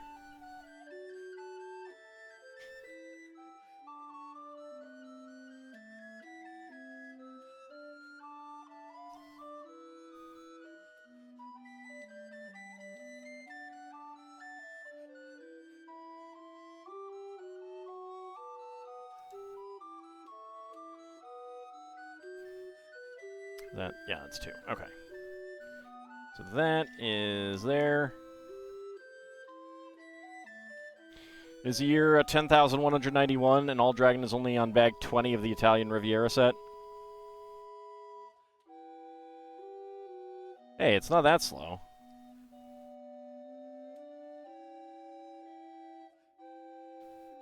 I'm getting there.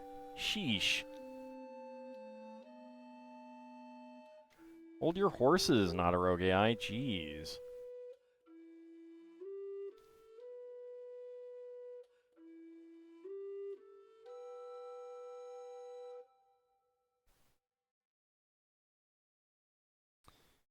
All Alright, let's see.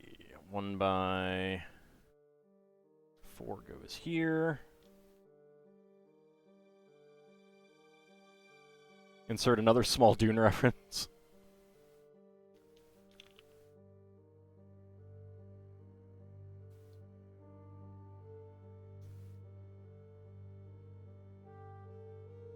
Grimmeth started playing a kind of like updated, remastered version of Dune 2 recently.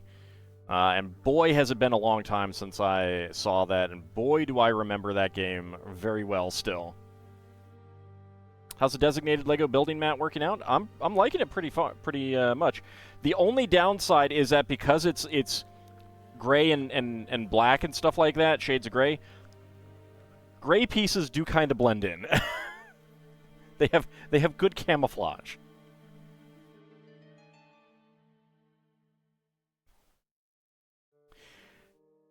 The first game to be labeled RTS and the first game that inspired kind of the standard RTS gameplay style that came to be known through like Total Annihilation and Command and Conquer and stuff like that, but it's not the and Warcraft and stuff.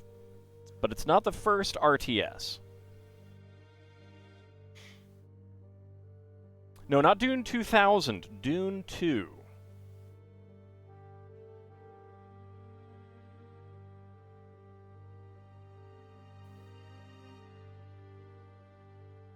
The one by Westwood.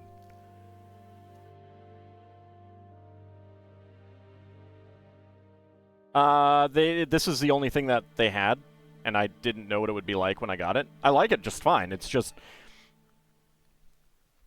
pieces do blend in a little bit. I mean, they could do that with the old gray cloth too, but.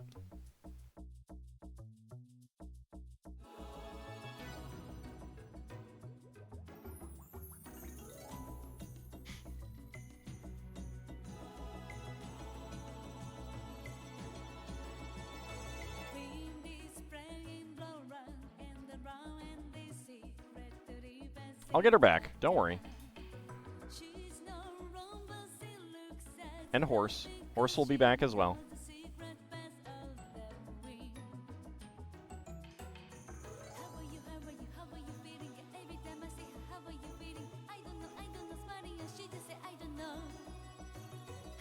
Because when I had to pack up the table and everything, everything got put in a container.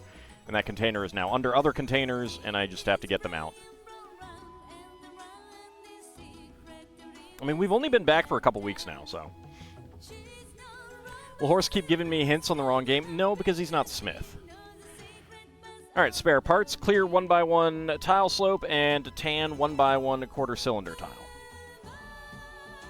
But Horse will continue to know everything about you.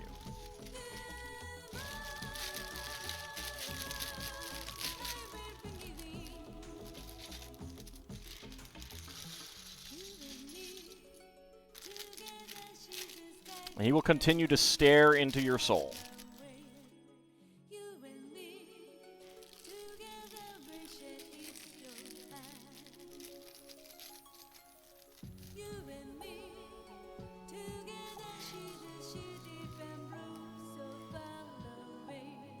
There's an official owlbear. In fact, hold on.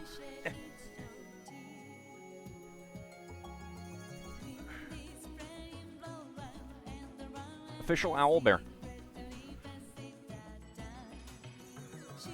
You sold it years ago? He can still see into it. Just because it's not in you.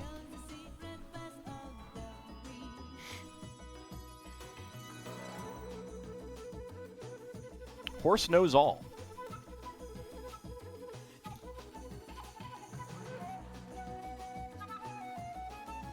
Compared to your last laptop, the screen is huge. Nice. Nice. I do like large laptop screens.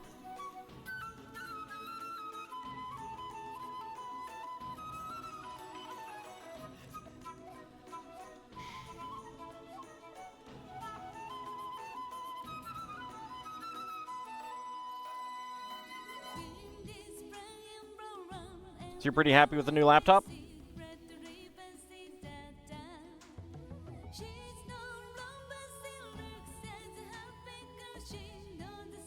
Well, he can still see inside of it, Bahamut.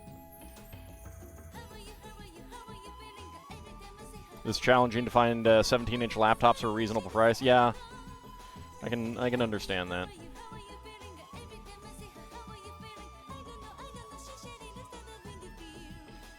Unfortunately, I probably need a replacement laptop myself.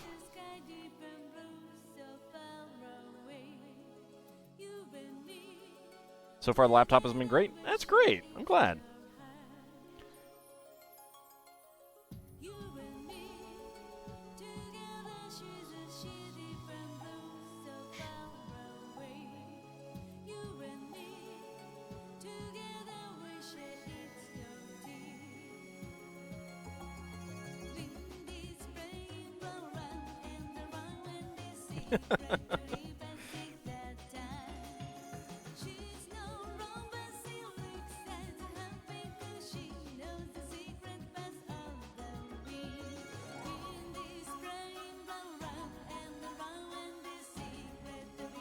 Can't believe Nadarogai didn't even say anything about the owlbear that I showed off.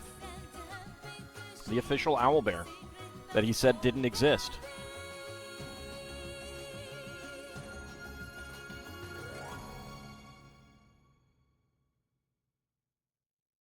Still floored at all the things which are on a high-resolution screen? My problem is that I'm now getting screen burn-in on my laptop.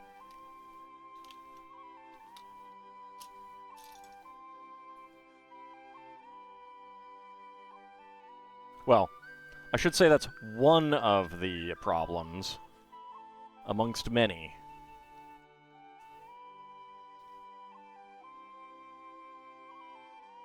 Twitch hiccuped for you when you when I went to get him, so you didn't notice? Likely story. Likely story.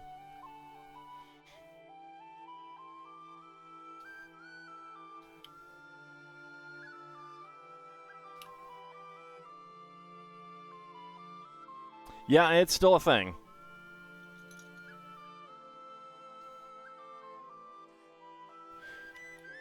It might be more ghosting than like the mechanics behind it might be different. I don't know, but yeah, you can still get stuff like that. I get ghosting of like when I shut off the laptop screen, I'm not getting anything, but like when because I do everything windowed. If I bring in a window in front of another window, I get like the icon of a Discord server kind of ghostly in the background of whatever I'm looking at.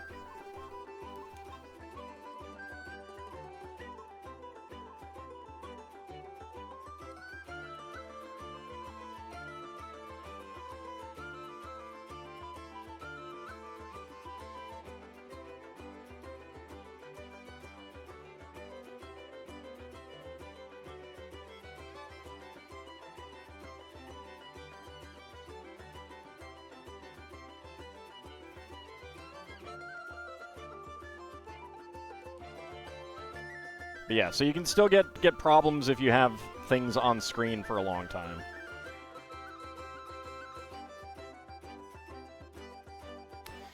Can you say that cherry-flavored licorice is weird? Well, yeah, I mean, it's cherry-flavored.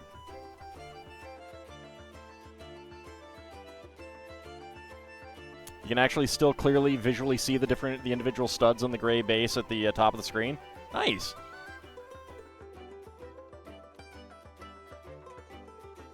That is the hope with a high-resolution camera. There is no cherry licorice. Well, obviously there is. I don't hate cherries. I just find cherry flavor is oftentimes not very cherry. Kind of weird. And of course, like, all of the medicine that's cherry flavored, it's not cherry flavored.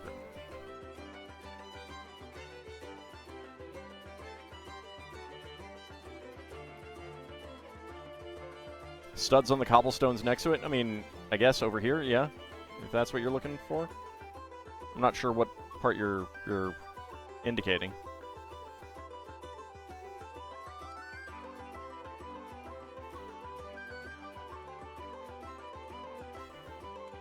Kind of your thought on grape or raspberry flavored things? See, I like grape flavor. Yeah, so these are 1x2 tiles with center studs, aka jumper plates. And yes, they have hollow studs.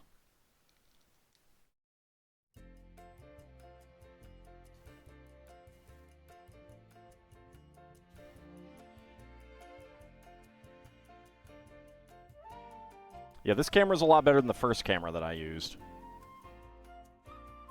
Although I'm still not happy with it. Because it doesn't have a zoom. Well, a real zoom. It has a digital zoom.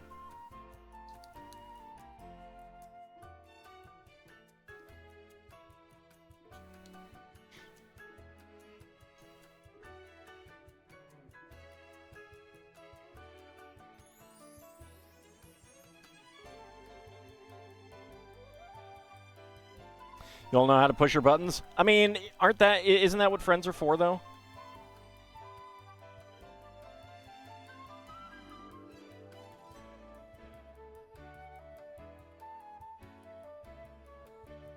Knowing that strawberry licorice is the best licorice flavor? Oh, actually, we can go ahead and snooze these ads. All puts horse on the new camera, and we realize he was a donkey all along. So I had this camera before the repositioning, the great repositioning.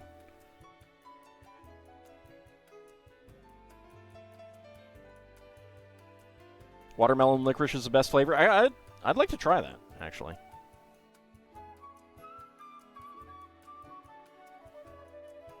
Tend to like watermelon flavor.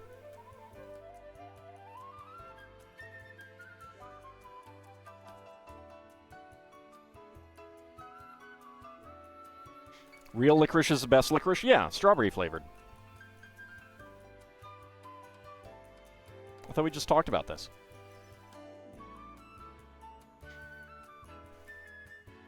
Okay, that goes on right there.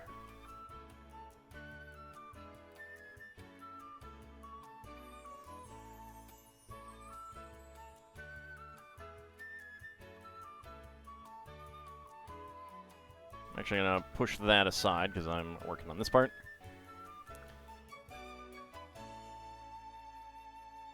Look, I took many a lesson from TV's Frank. Push the button, Frank. You should visit Scandinavia for the good licorice. They have strawberry licorice there?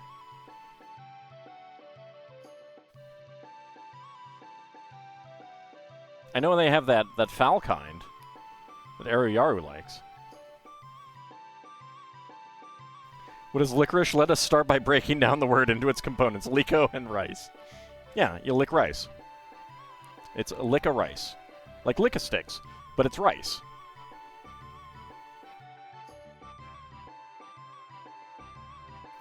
I mean, if it's sealed, yeah, you absolutely can send food.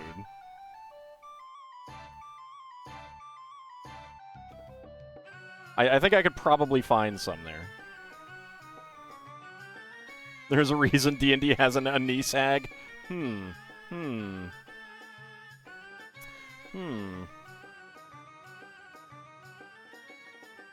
do not think that word means what you think it means.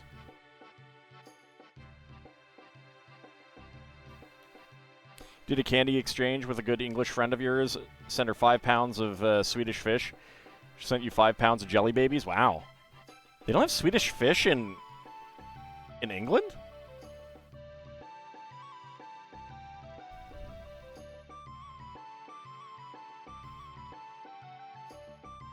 I'm surprised.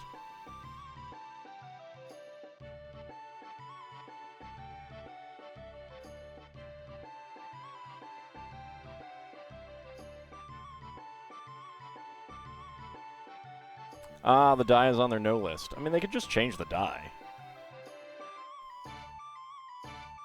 Produce it locally.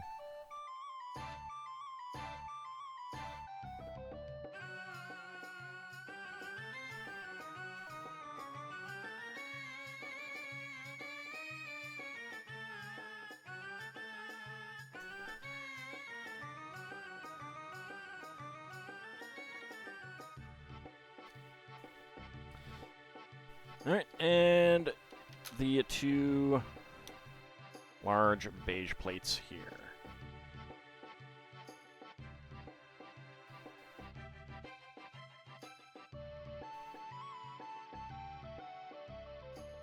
There we go.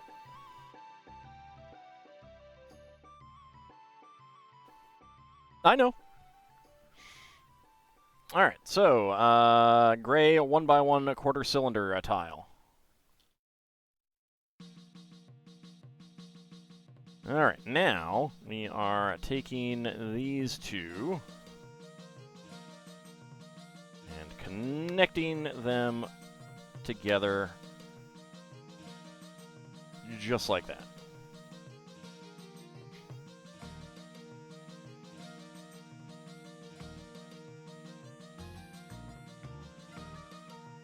Alright, bag number 7.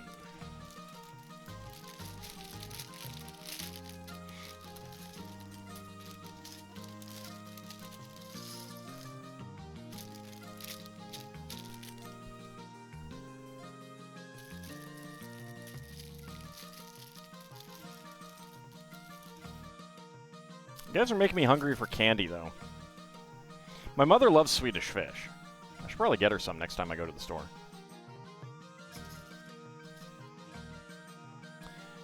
Be a good son.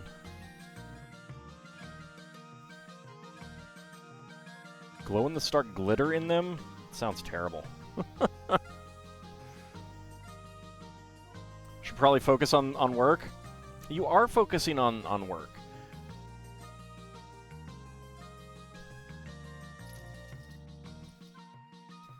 The work of keeping yourself sane while the man tries to get you down.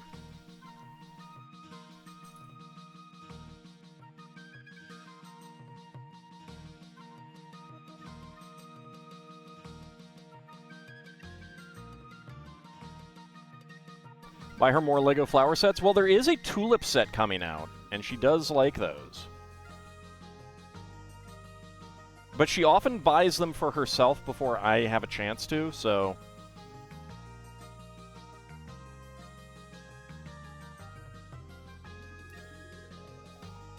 Why would fish be grape-flavored? Why would they be Swedish? Alright, do you expect the fish to go bork, bork, bork? I think you have the ultimate analogy for the setting of this game idea. If Gotham City had a baby with Fallout and let Resident Evil be the nanny.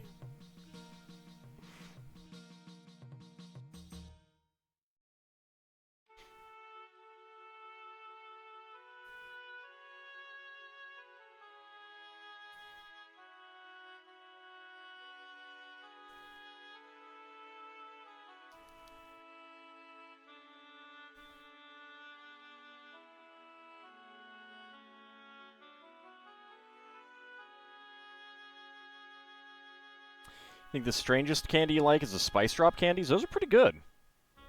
I don't think that's strange. I mean, look, if you want strange, the strangest candy I like is pretty strange. Necco wafers.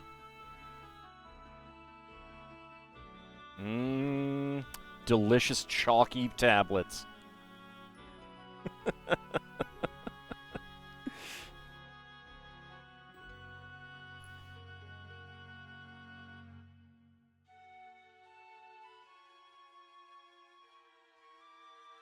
You were gonna say that?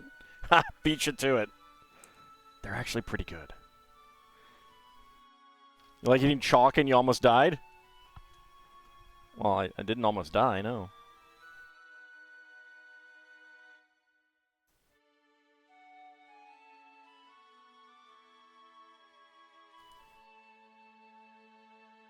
Your dad liked those? They weren't bad, especially the licorice ones? You and your obsession with non-strawberry flavored licorice. Have you become Aroyaru? I swear.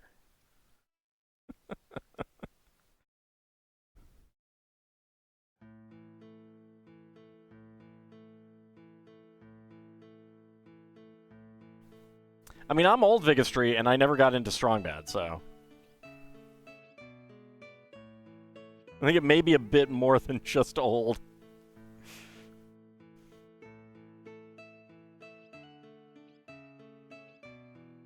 Some of you have exquisite taste.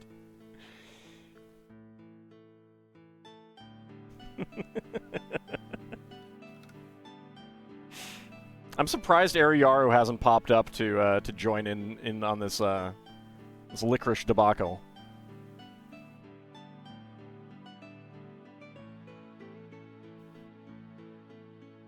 He is obsessed with it.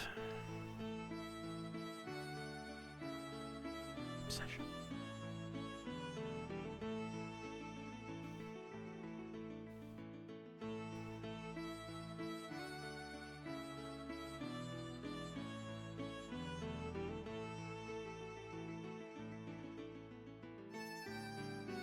Ah, that's a strong bad reference. Okay.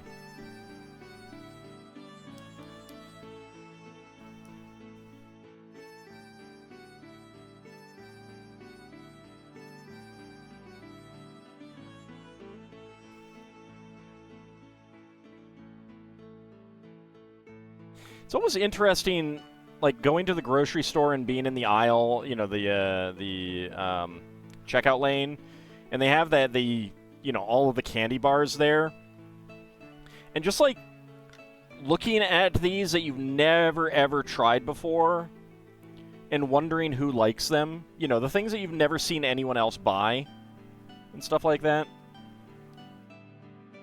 I'm trying to remember what the name of one of them was. But you know there are people who absolutely love them, right? You know? Like, what is a Charleston Chew? Yeah, exactly.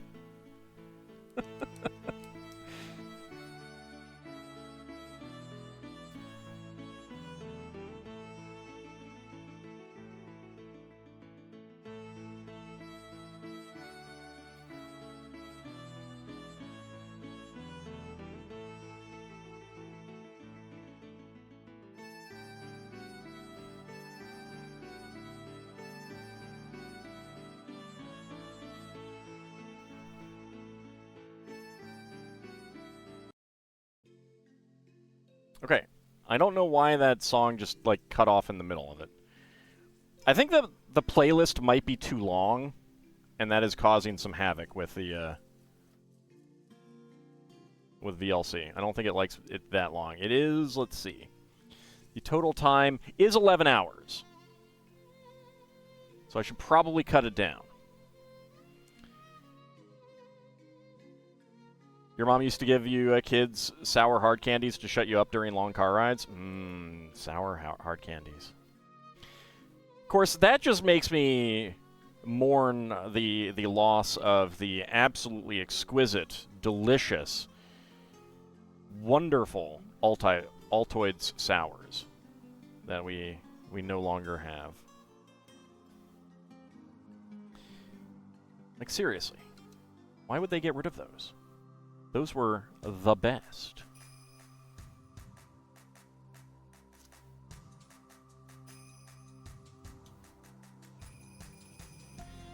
Someone wrote an article you read that dissed whorehound candies. Now you need to find some. I have never even heard of that.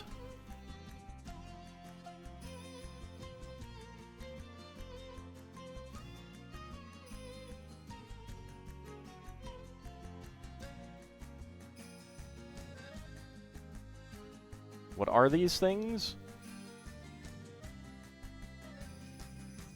No, not with a W. Without a W.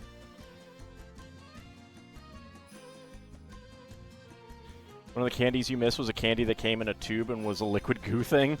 I can kind of imagine why that may not be in existence anymore.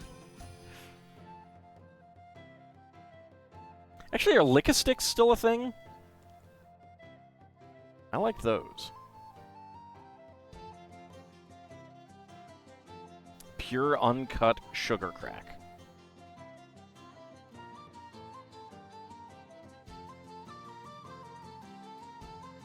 Wax soda bottles were disgusting. I remember those. I don't remember what I thought of them. I think the root beer ones were okay.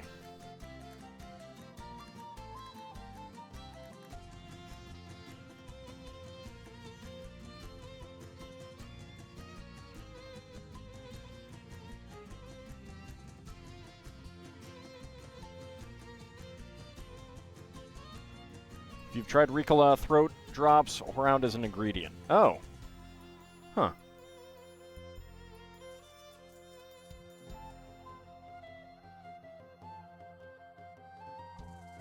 I definitely have.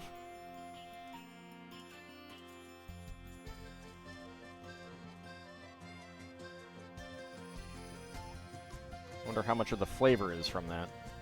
Whatever that is.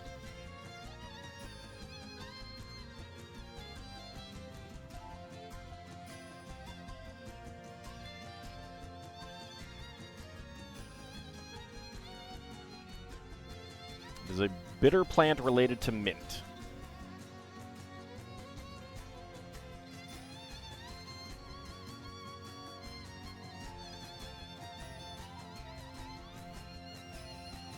Interesting.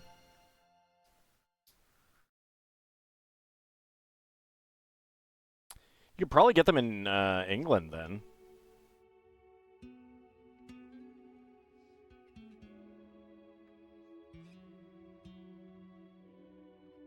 Posted a pic of the candy. All right, let me take a look.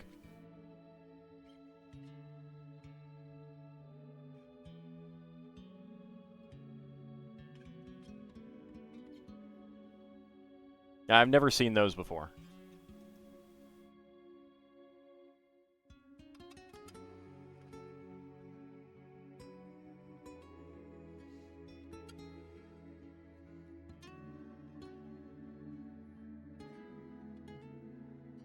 Oh, some sets have been... New pictures have been posted. I'll have to look at that after the stream. Seem to have mostly been made into hard drop candies, like cough drop type things to suck on. Yeah, I'm not surprised. That's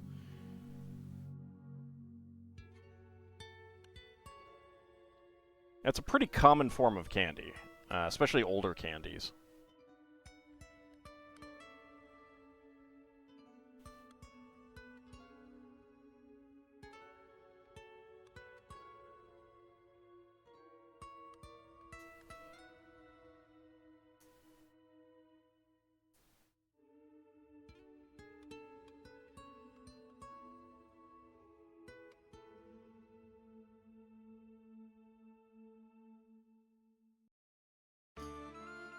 Alright, there we go.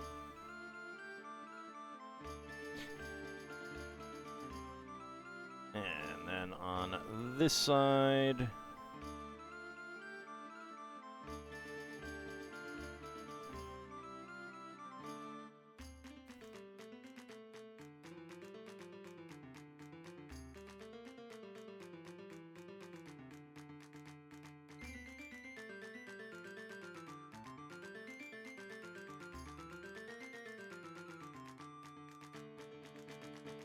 Makes you think of the old live-action Nickelodeon. Like, you can't do that on television.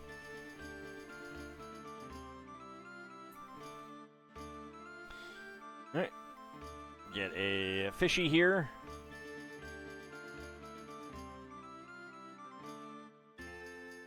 And that goes right in there.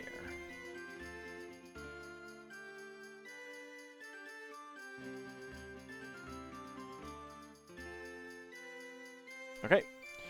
Spare parts, dark gray 1x1 tile slope, and 1x1 round end plate as spare parts.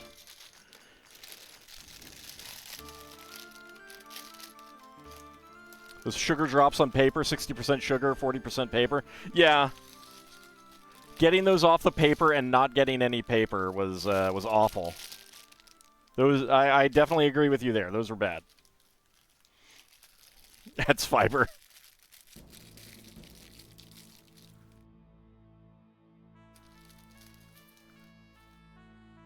There are other ways to get fiber. You could eat peanuts.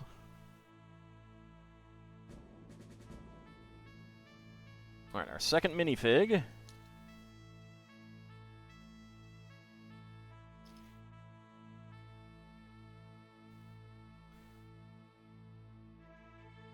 Radioactive fishy.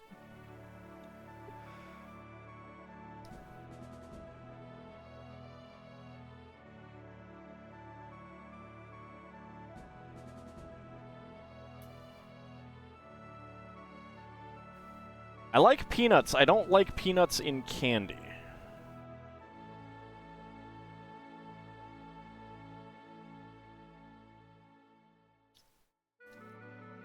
Like, I'm not a fan of Snickers, peanut M&Ms, that kind of thing.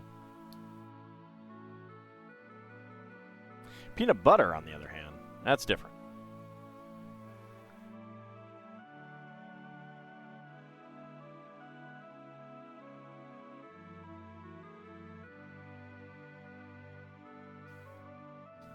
Well, yeah, Payday is good, but what about the candy?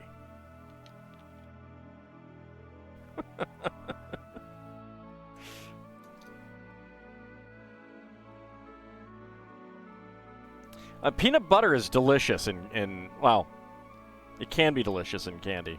I definitely loves me some peanut butter cups, Reese's peanut butter cups. But like, if it's the Reese's peanut butter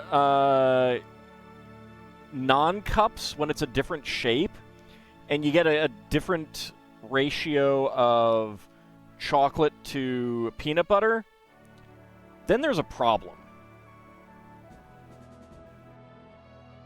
You know, like the Reese's trees, Christmas trees, or the pumpkins.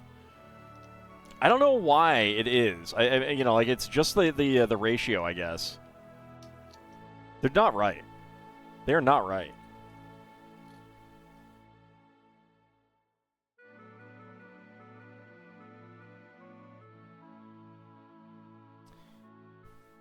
Okay.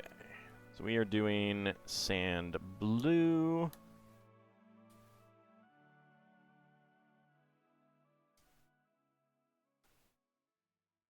Since green-haired young lady to defeat Bahamut.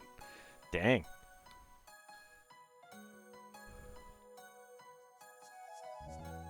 Used to like the Reese's Cups, and you don't know why they have fallen out of favor with you? Might be too much. I mean, tastes change.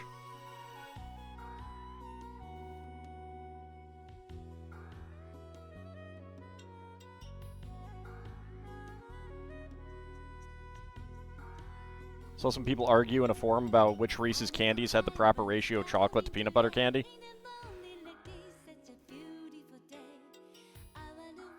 Well, were they correct in saying the Reese's mini cups?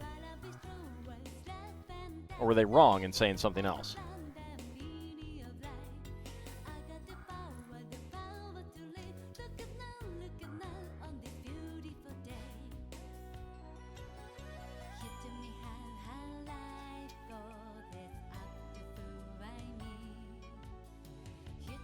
Like, inquiring minds want to know.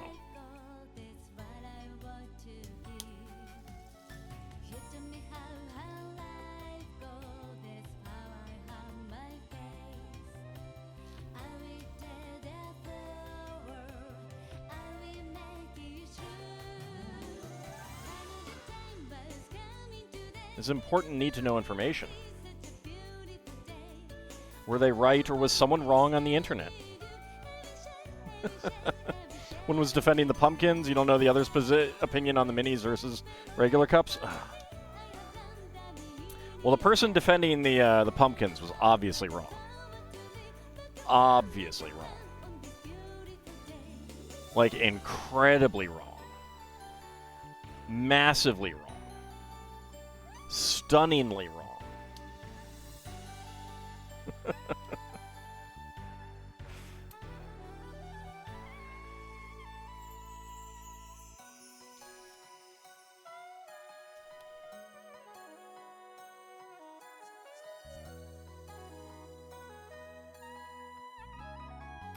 Actually, that does remind me, you guys missed a great, perfect comic timing thing right before the stream on Saturday.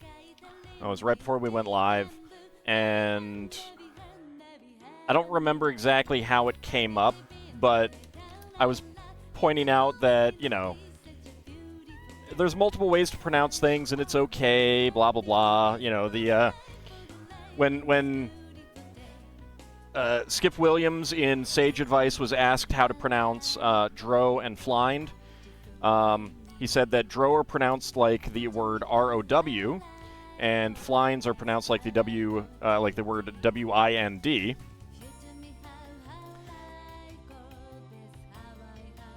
And, you know, which of course have two different pronunciations.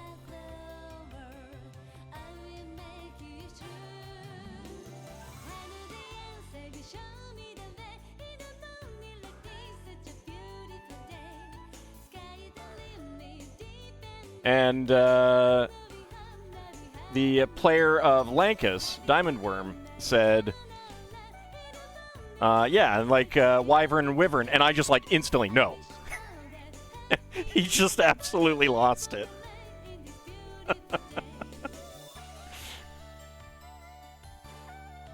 Just instantly lost it. It was a thing of beauty. I'm just very sad that it wasn't recorded.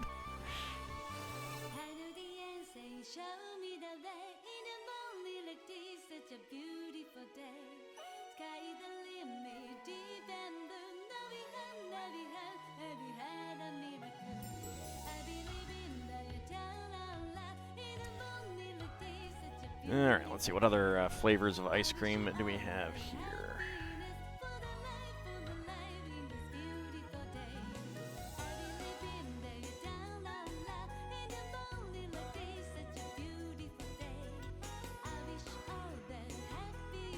You guys are just so wrong. Can't believe it. There we go. Lots of different flavors of ice cream right there.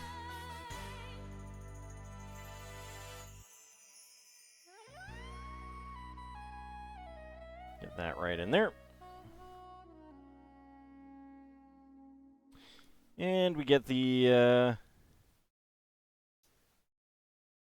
window so that customers can look in.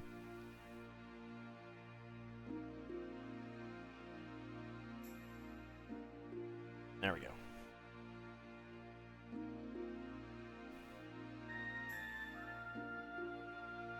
It's pronounced Icky Icky Swamp.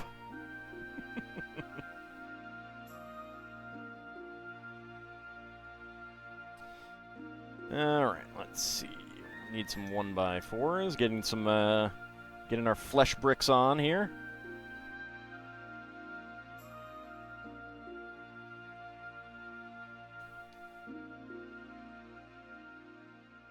Everything's better with flesh.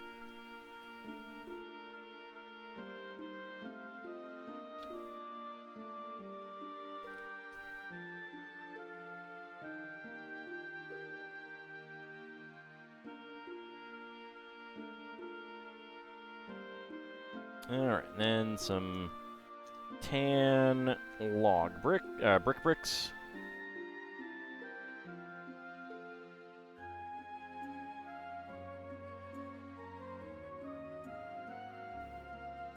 Well, it's generic flesh, yes, but that's yellow. This is flesh. There's a difference. I don't make the rules.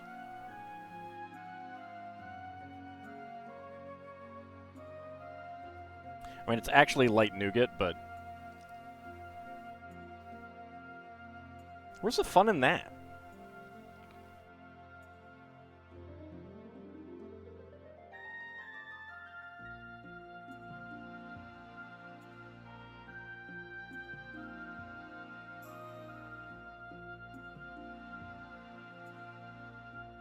I've seen how Amarylith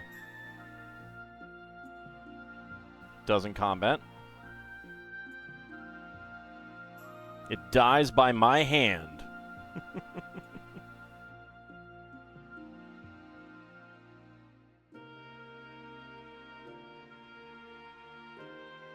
There were some people who complained about that, yeah. They're weird, though. It is so that you can see inside and like see the interior and stuff. It's a very good set.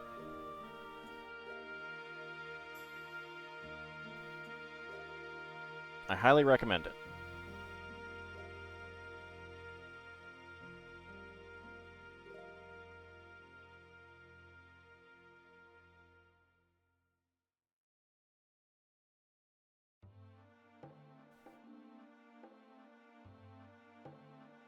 People will complain about everything.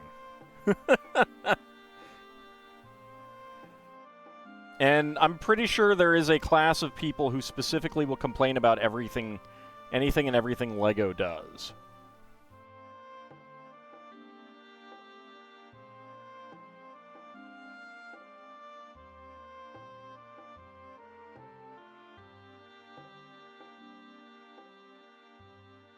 I mean, to be fair, I complain about very little that LEGO does.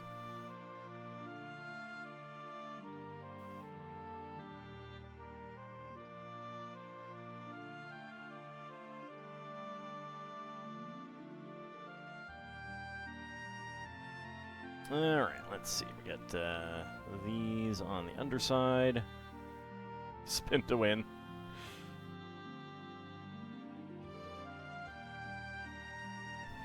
Why do they need a special attack when they already have 6 arms that can wield weapons, each of which is magical? I'm still sad that you never, like, you don't get to keep any of the magic weapons that the Marlith in Pools of Darkness has. And they're not even that great. Alright, so, spare parts. Medium nougat. Light aqua, brown, and beige 1x1 tile slopes. 1x1 tiles in white. Did I miss one? Oh. Yes, I did. That goes in there. Alright. 1x1 white tile slope. 1 pink 1x1 tile slope with round end. 1 light yellow 1x1 quarter cylinder tile. Flesh 1x1 plate. 1x1 plate flowers in dark green and pink. And a silver spoon.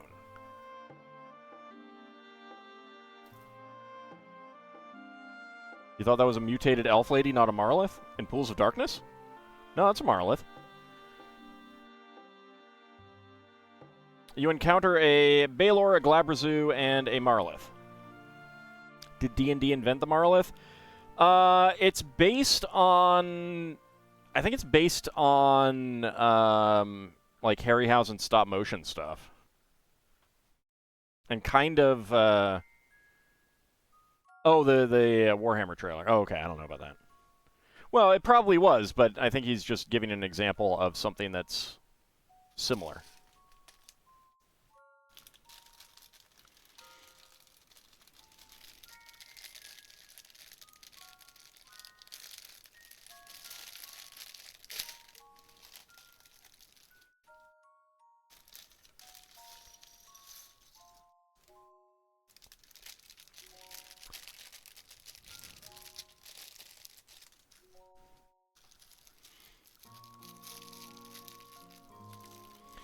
Like, there's, I think in 2 different Sinbad movies, in one you get a Kali statue, and in another you get a serpent lady with 4 arms, and I think they may have merged those 2. But I'm not positive.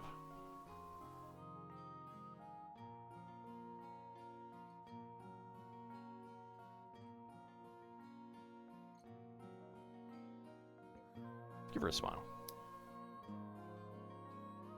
You've seen so many old movies with Ray's work, you forget which are which. It can be tough sometimes. Especially when that's the standout. Like, what do you remember about Sinbad and the Eye of the Tiger? Ray Harryhausen's work? Anything else? Not really. It does have Doctor Who in it.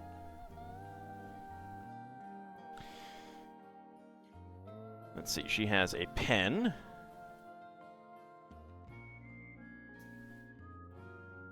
And a blank piece of paper. Which Doctor? Second Doctor. Troughton.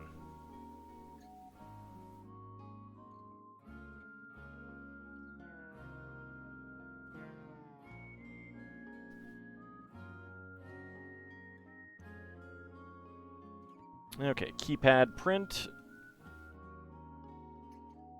Howdy, Shield of Hope. How's it going? So Sinbad in the Eye of the Tiger, because I just watched it, has Medicine Quinn... what is it? Quinn Medicine Woman, whatever that show was called. I forget now. Dr. Quinn Medicine Woman. That's what it was. Sorry. Just completely blanking on that. And a... not a baboon, but a baboon. You gotta pronounce it right. A baboon. Specifically pronounced baboon. He says it a lot. It's baboon.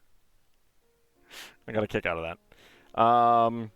Let's see. It has, what is it? Calibus from the Clash of the Titans movie. But as a precursor to mankind, it has a saber-toothed tiger. It has a giant walrus. It has a robot minotaur that basically does absolutely nothing. Jane Seymour, yes, thank you. I just saw it, and I couldn't even remember her name. That's bad.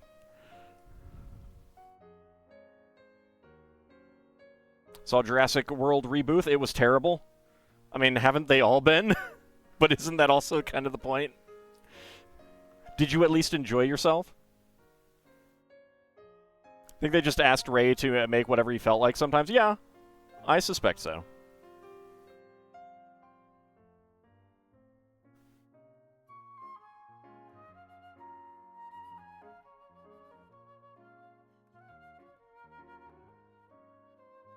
I mean, the Seventh Voyage of Sinbad, I think it was, is the one with the,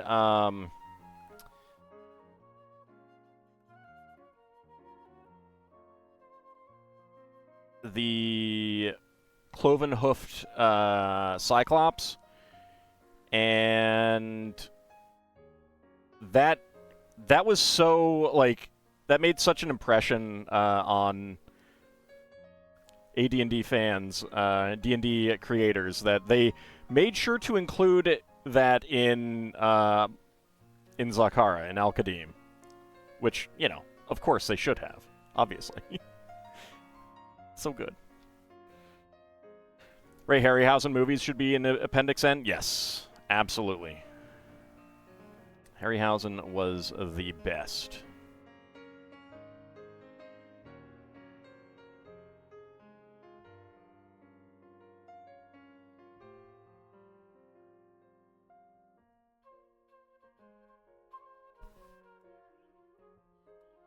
And I mean, like, you talk about Clash of the Titans, too, of course, but Jason and the Argonauts, which I just watched as well, because, you know, Harryhausen movie, oh, yeah, watch it.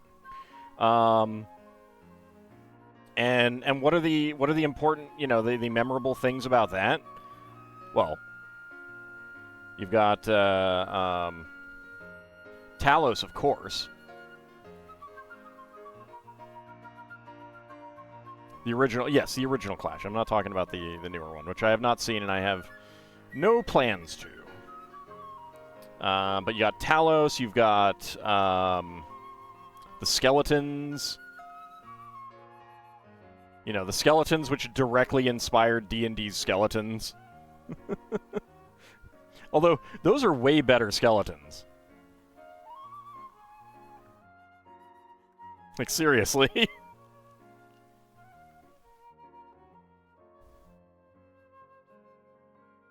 Those skeletons are multi-hit die creatures, not the one-hit die things of D&D. There's also, of course, the Hydra, for some reason.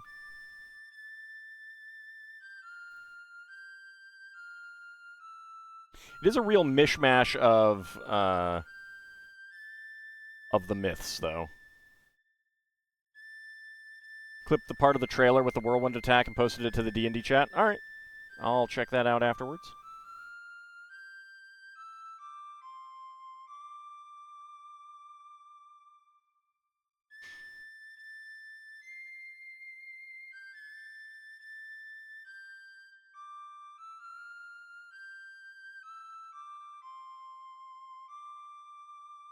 Only thing you can say in favor of the new Clash movies is imagining Zeus and Hades as Schindler and Amon in some sort of reincarnations. Makes for some weird subtext to their conversations.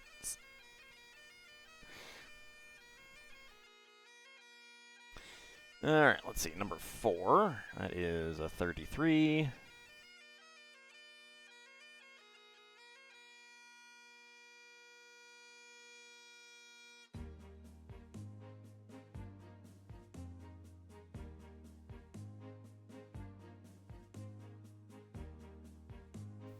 Get that on there.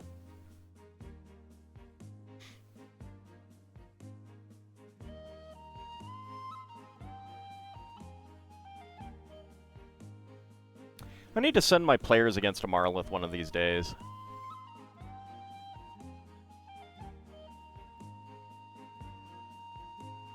I really, really do.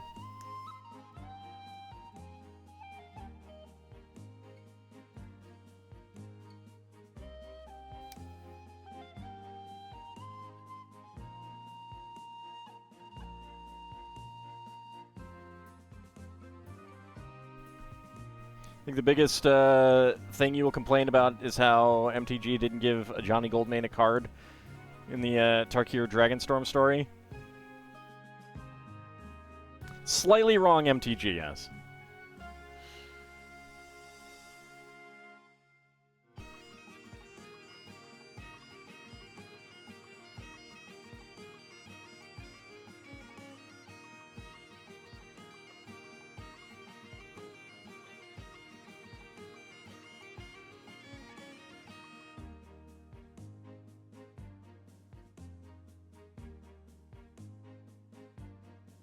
I got the joke. I got the joke.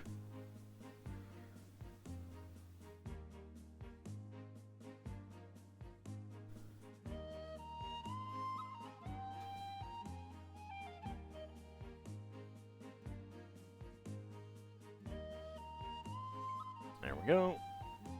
Get some stacks of ice cream cones there.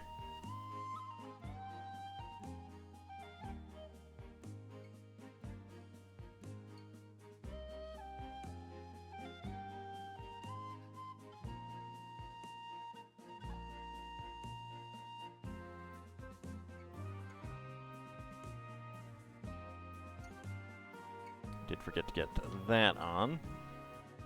So we haven't gotten anything there. I think we're going to get an arch in there or something.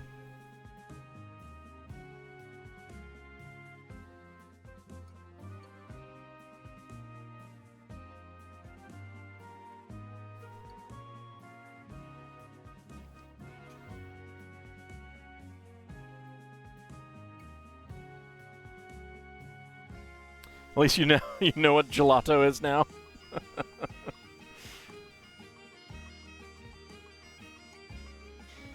Twitch has no respect for the awful puns of the Bards on the Run part of old Dragon Mags. I know, it's terrible. How dare they? I think Twitch is just jealous that it cannot be part of the Dwarven Space Marines. I think that's what it is.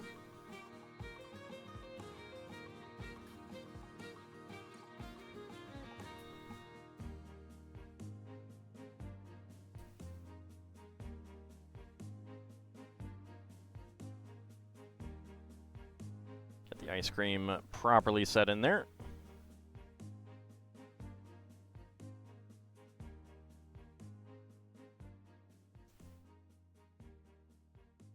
Well, there you go. Then you can be part of the Dwarven Space Marines.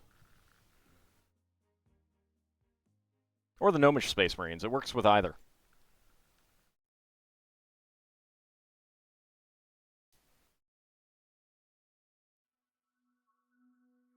The cobblestones, you mean, Lel Bunny?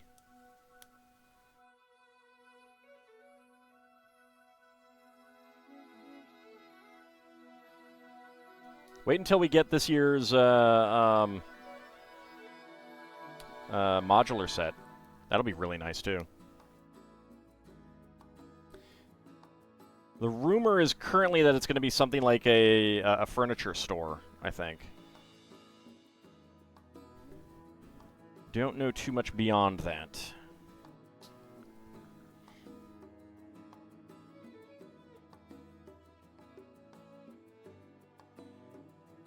All right. It's hot dog time. White hot dogs over the windows.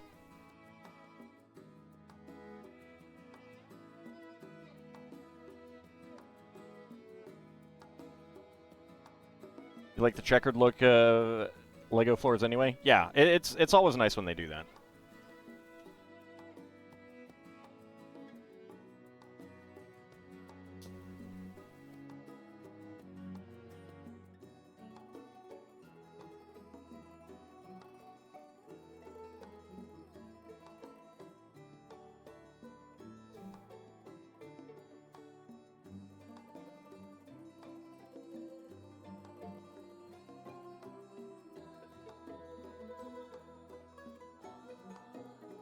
Okay, that's centered.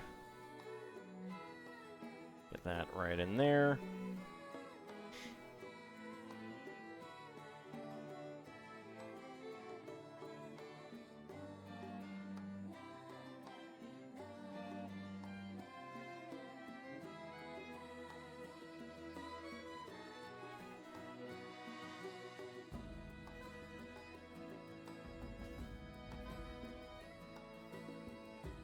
And 1x1 plates and 1x2 plates.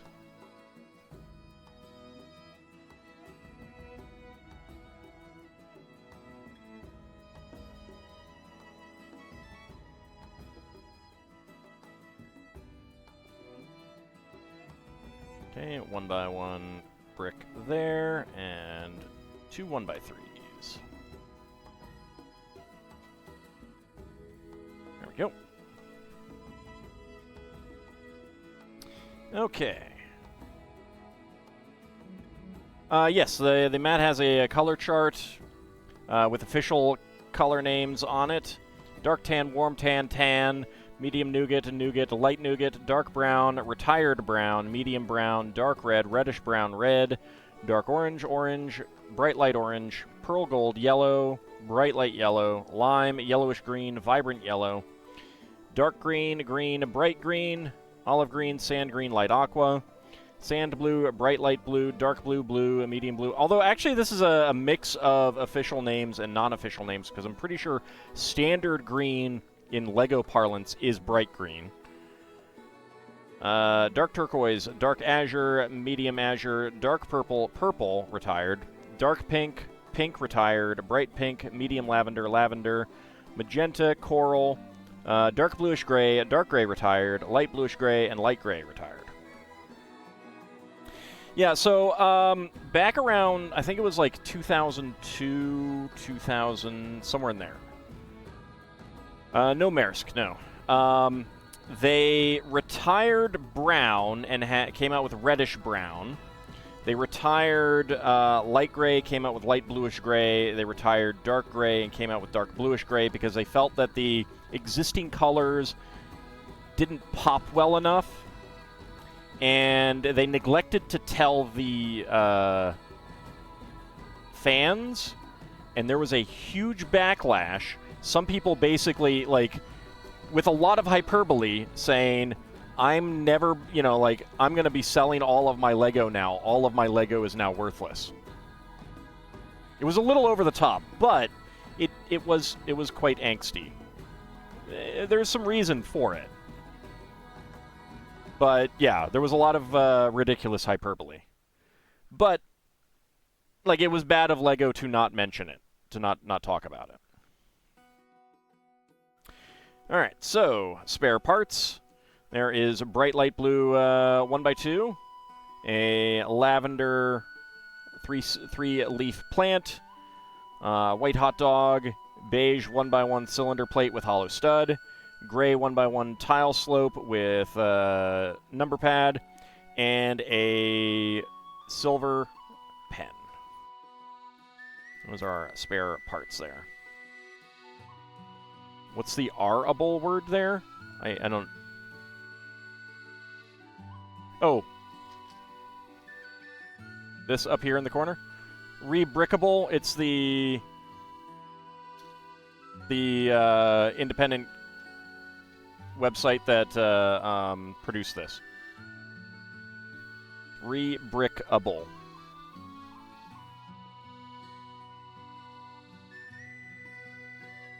So it's just the brand, essentially. All right, bag number 10.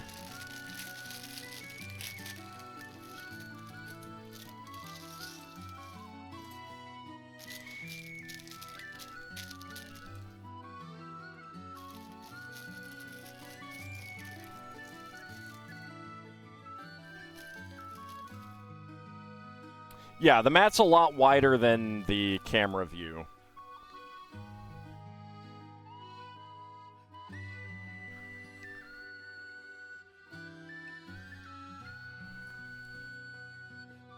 Alright, this will probably be the last bag that we do for the night. Alright, first things first. The important, very important thing. Kitty! Get a kitty. Good kitty. It's going after the fishy. Little kitten. Very adorable.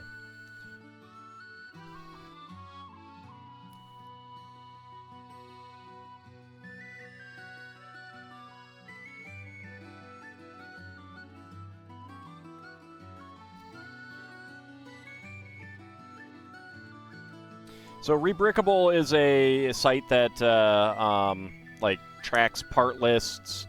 Also has like you can purchase alternate instructions for models and stuff like that.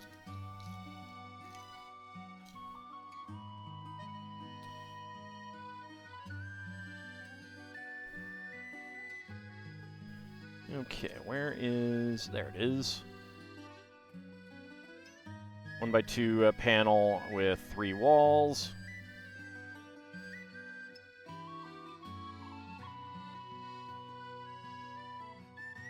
That is, it's pretty large.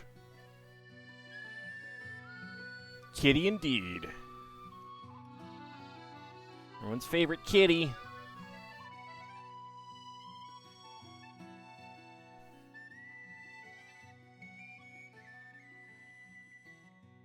Okay, and then inside this this thing, we get a dark blue popsicle. And then a pair of 1x4 tiles, clear tiles.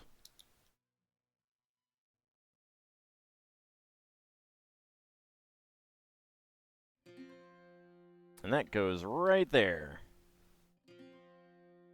So there's a, I assume a frozen confection refrigerator, freezer thingy.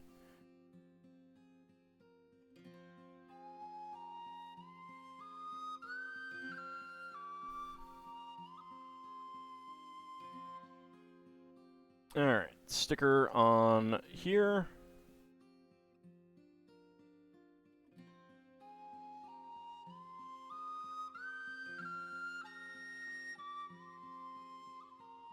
So, some prices for ice creams.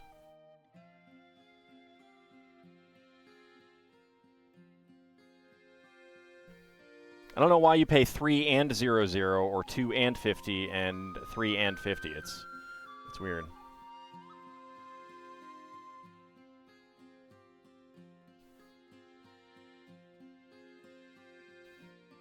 Okay, that's there.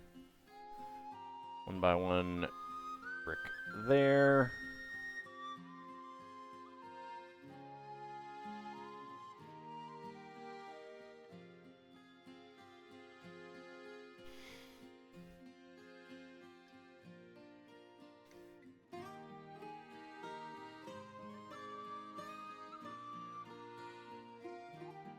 Another sticker here as well.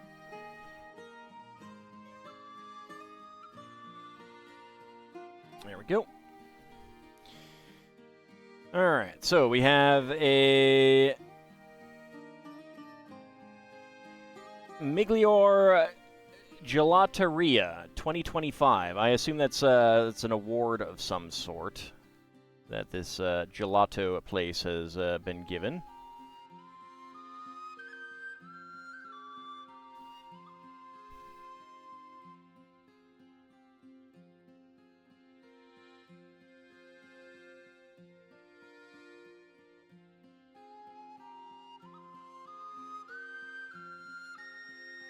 There we go.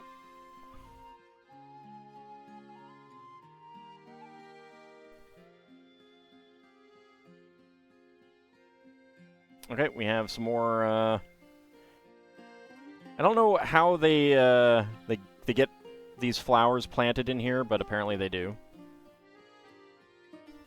Thought process is all messed up right now.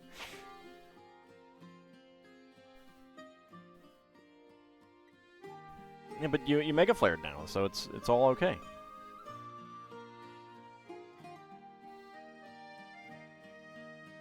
All right, light pink, not dark pink. Right there.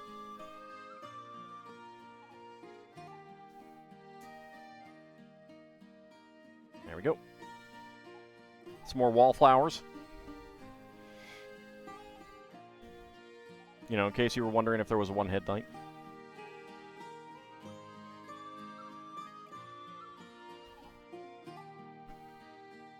Imagine the expense to get ice to make gelato in southern Italy before refrigeration.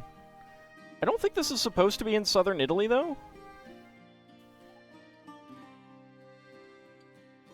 I think this is pretty close to the mountains.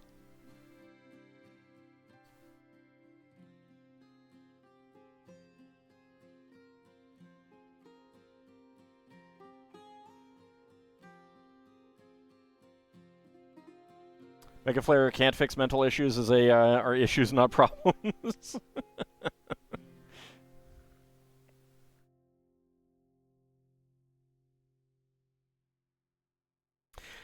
But Bahamut, it kind of can. I mean, if you Mega Flare Jack the Ripper ain't going to be doing anything else anymore. For example. How cold is the water? That could be used to chill things. It would be used to chill things, but it wouldn't chill things enough to get, like, ice cream. I don't know how chilly the Mediterranean is, but I don't think it's that chilly. The Pacific is where you get cold water. The water in the Atlantic, on the Atlantic side, is much warmer.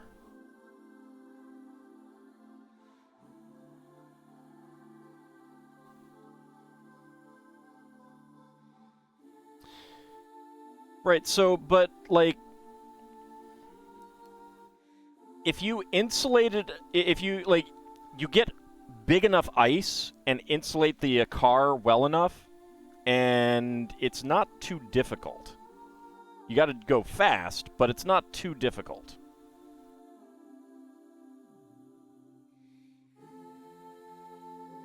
It just takes a lot of insulation on the cart. Or car, or something like that, depending on...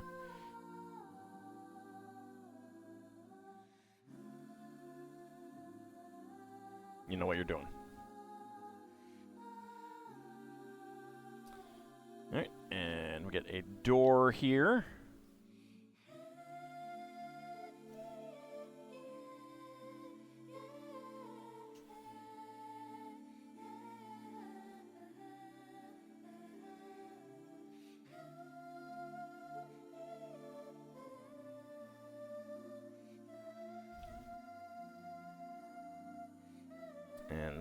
goes right there.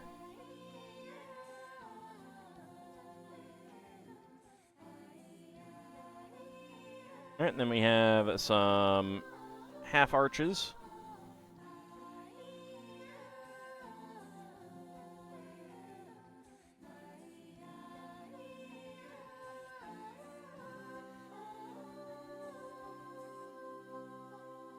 And then I really love these half arches that we got, because they make a nice 1x10 arch when connected.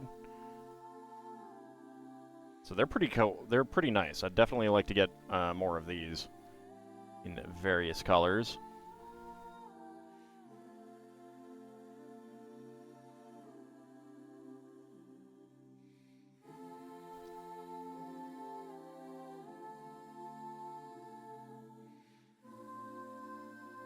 Yeah, but refrigeration is a like the thing about refrigeration is while it's a lot easier with oh shoot. I got the sticker on the wrong tile. Dang it.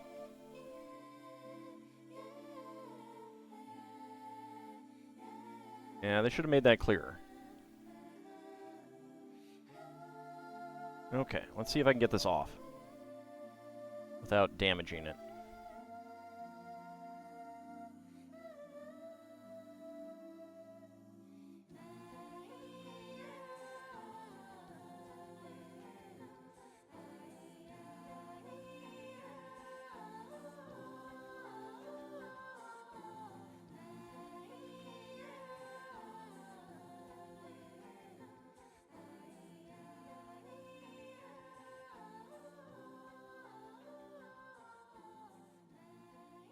Not too bad.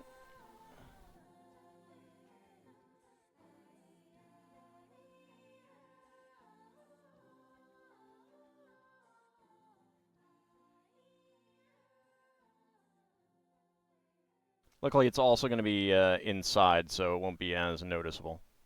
There we go. Perfect.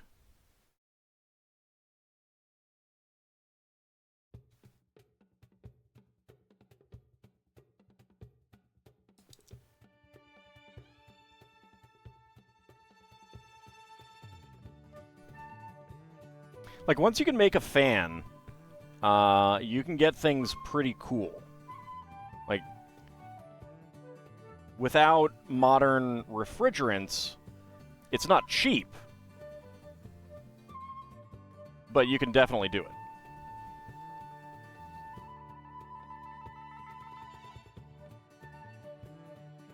Because evaporation is a great refrigerant in and of itself.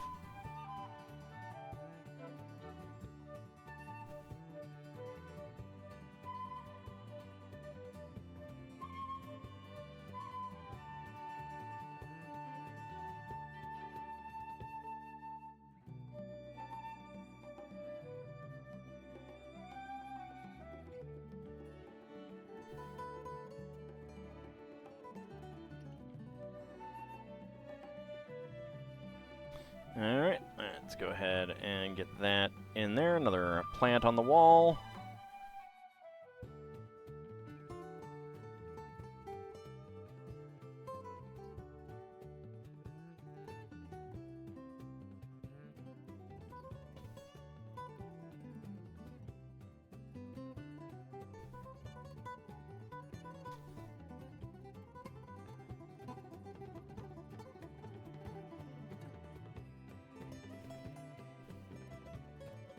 Okay, there we go.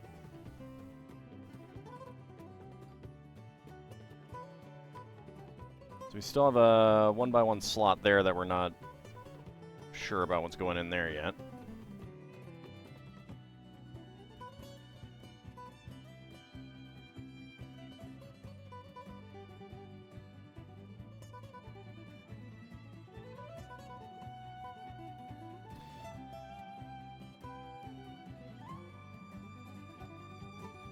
And I'm guessing that this bar is going to be a downspout.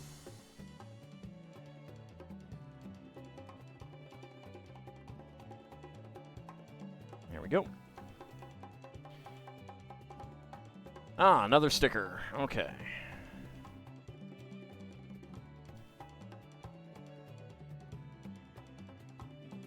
L bar stuck in there, and a round sign with clip.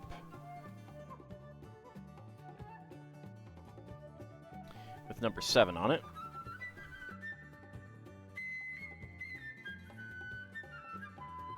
Hate putting on circular ones.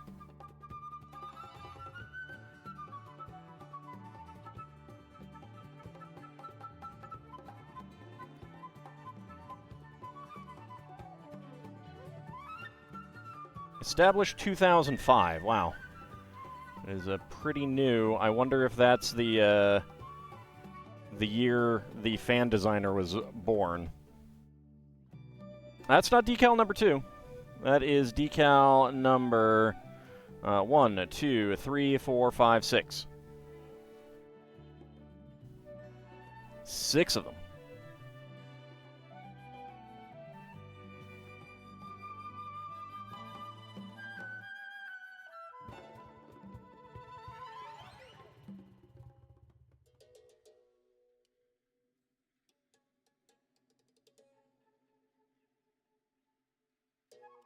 Yeah, it is a little...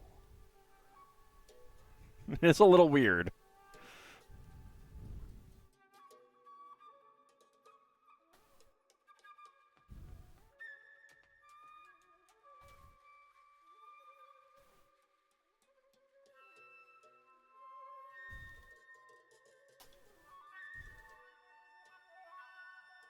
But at the same time, most of the other things don't, like... The fish and the crab, they don't change. You don't need like a different mold. You don't need to position them any differently, really. All right, so spare parts, black 2L bar with stop, and a magenta 1x1 plate flower. And you know, let's see, what are we doing next? Oh, actually, no, that is the end of book 1. So yeah, that's a good place to end it. Go ahead and get our gelato lady into the gelato shop.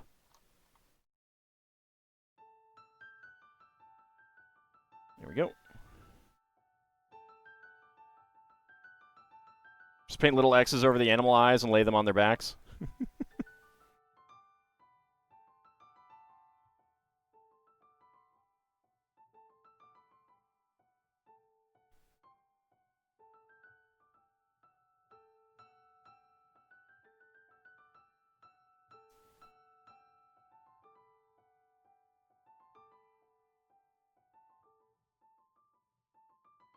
It feels a little bit weird. It's like...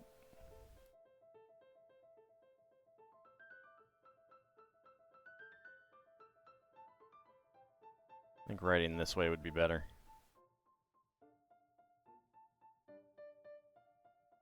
There we go. And I'm pretty sure this is the fan designer.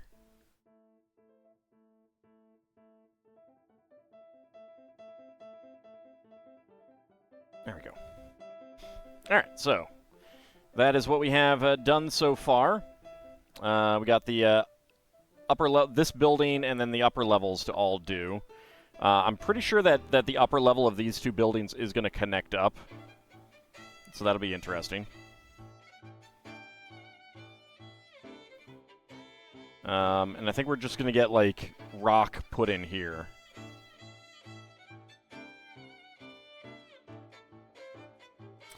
All right. Let's go ahead and get started on minifigs.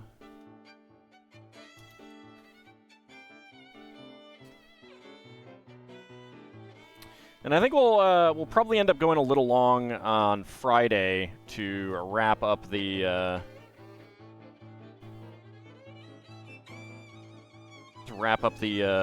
Italian Riviera, so we get it done in 2 streams.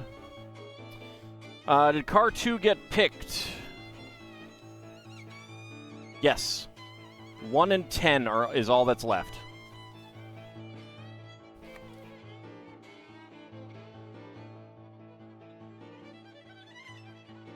Alright, let's see. 10. 1, 2, 3, 4, 5, 6, 7, 8, 9, 10. I can't believe we're still looking for this last minifig here.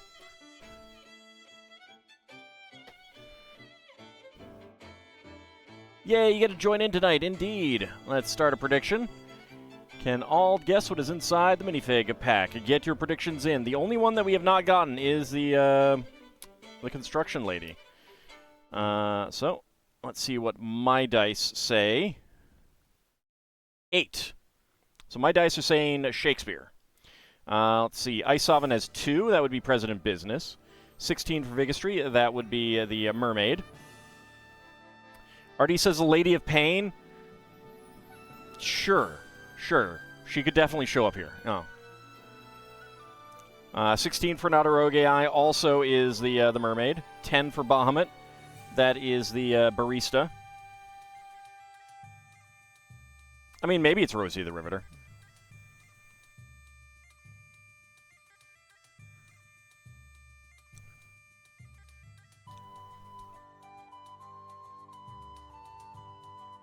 I mean, it's not possible, but sure.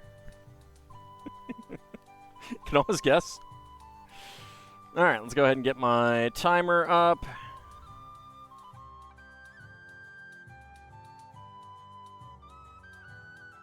All right, timer is all ready to go.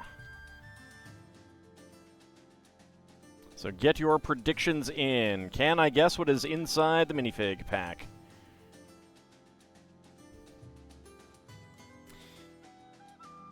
That was another reason you didn't watch the VODs? You were afraid I would start the Minotaur set? Not yet. And that will probably not be the next one that we go to anyway, since it is not on top of any of my piles. So a Leonin Inspector of Hams. Yeah, Lel Bunny is here. That's why he didn't have a Minotaur. First guess is a Minotaur undersea photographer for tourist divers. Okay. All right. There is predictions closed. Let's go ahead and get the timer ready and go. All right. Let's see. What do we got? What do we got? It is something large. Is that what I think it is? It is. All right. All right. We have the mermaid at 10.84.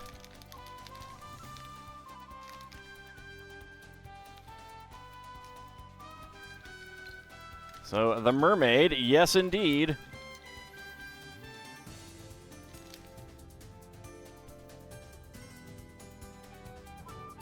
I try to keep the reflection off of me, but it was getting a lot of light. That was the thing.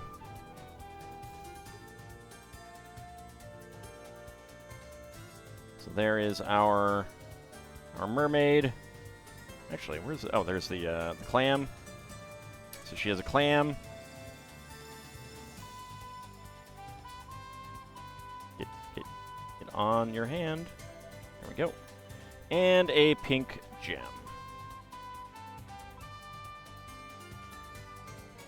Which can go inside of the clam.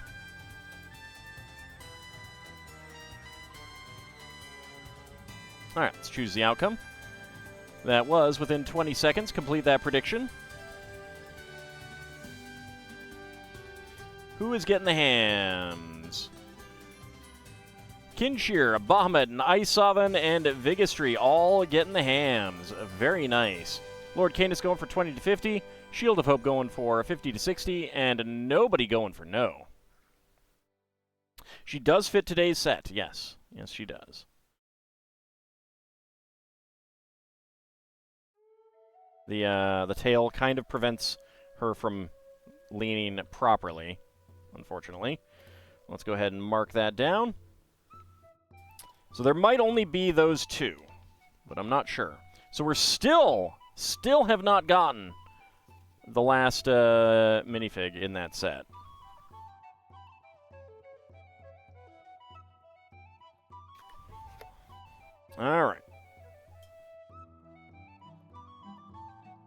So first of all, a D6.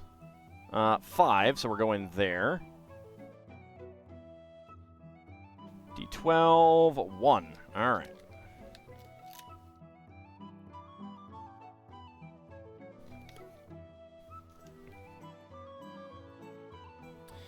So, let's go ahead and start the prediction. Can all guess what is inside the minifig pack? Get your predictions in. Let me go ahead and roll my dice. My die. To see which one the dice say it will be. 5. That will be the Goblin Raider. So we've not gotten the Snake Charmer. We have not gotten the Cthulhu Alien, and we have not gotten the Fencer. Those are the ones that we have not gotten. So let's see. Oh, I got an ad about to start. Let's go ahead and snooze that as long as we can. So 14 for Ice Oven. 14 is the Hot Dog Man who's just trying to figure out who's responsible. 6 for Vigistry, which is the Paleontologist. 8 for Bahamut is the Egyptian Warrior. 11 for Nadarogai is the Fencer. A Leonin Belly Dancer, and for guess 2, a Minotaur Lego Crab Pest Control Officer. Checking to people to see if they have crabs? Wow. I wouldn't want to do that. Sounds grody. Alright, get your predictions in. Can I guess what is inside the minifig pack? Let's go ahead and reset my timer. There we go. Hope that we get one of our missing minifigs this time around. So get your predictions in. Hey, nothing wrong with that. A gnomish artisanal cheesemaker. I'm the master of making things sound grody. Hey, I'm not the one that wrote it. I'm not the one that wrote it. Okay, car 10 for Nadarogai. All right. Car Nadarogai, where are you? All right, predictions are closed. And go. Let's see. What do we got? What do we have? There's some legs. I need an identifiable piece, so not the head. That is... Okay. Ooh, a 20.76. That is the Lady Samurai, I do believe.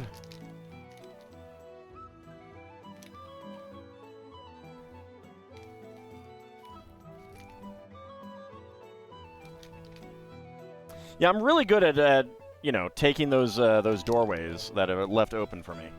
That is a Lady Samurai. So, 20.76. Let's choose that outcome. That is 20 to 50. Complete that prediction. Who is getting the hams? Lord Canis and Ice Oven getting the hams this time. Kinshir, Bahamut, and Vigistry going for within 20 seconds. Shield of Hope going for 50 to 60. And Lel Bunny going for no. So she does not have a plain torso, which is nice.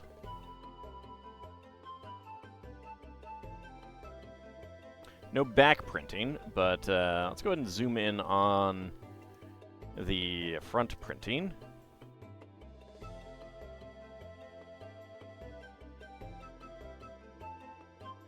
So that's pretty cool. The armor as well has some printing, which is nice. Dark red armor. See, she has one face, a bit of a grimace. Give her the stereotypical Asian bun hair. All is right in the world when Lel Bunny goes for no. That's true. That is the case. Let's go ahead and zoom back out. She's got dual katanas. Perfect for chopping up her foes. So this is a pretty nice, pretty fun minifig. The only thing that would make it better is if it also came with the helmet that you could swap in.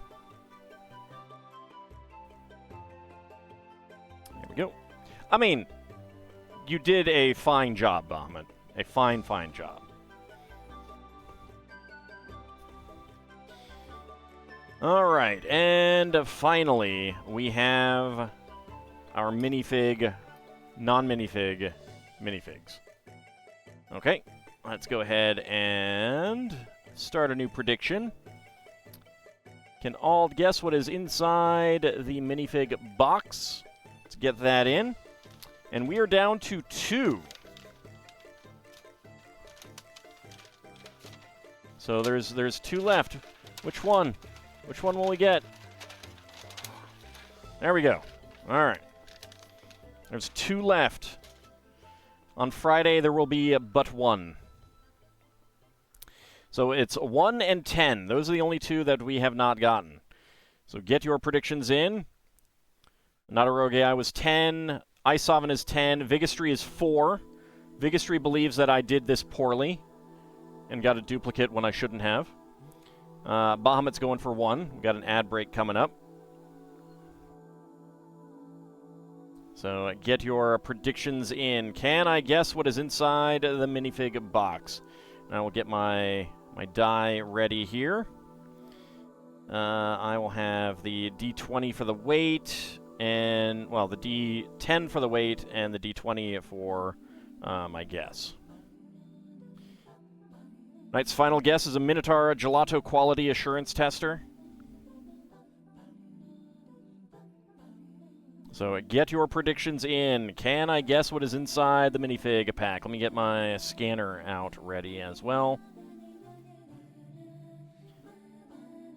Go ahead and pull that up. All right.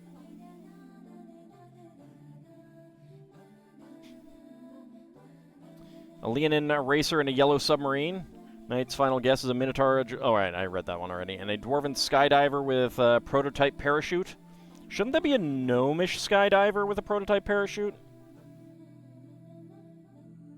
They seem the type to do so.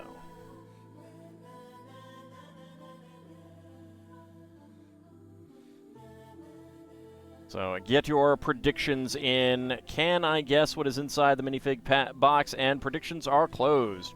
All right, so first of all, we are going to shake it,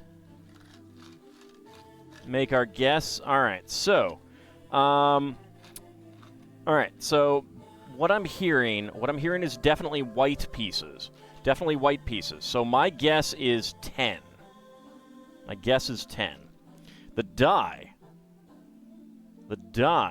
Way to be the stereotype? I mean, gnomes are the ones who make inventions that fail. Okay.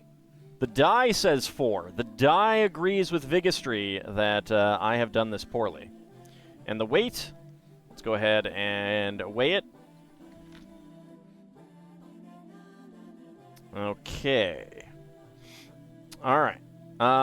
Based on that weight, 24.44, which is the exact same as all the others, that is 1. So the weight is 1. Let's see. Let's see which one it is. That is Red Bull. That is number 1. All right. I can't believe it. I guess I mixed up the red for dark blue. I mixed up the red for dark blue.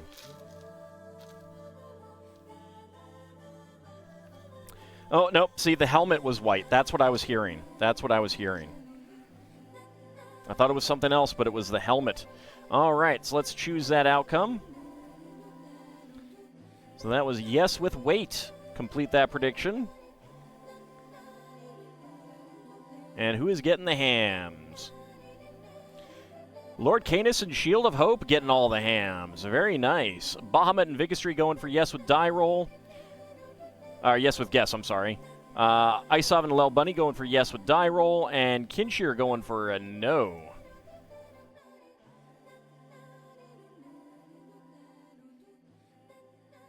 There we go. All right. Let's go ahead and make our race car. See when the dice roll, at least. Redistro success.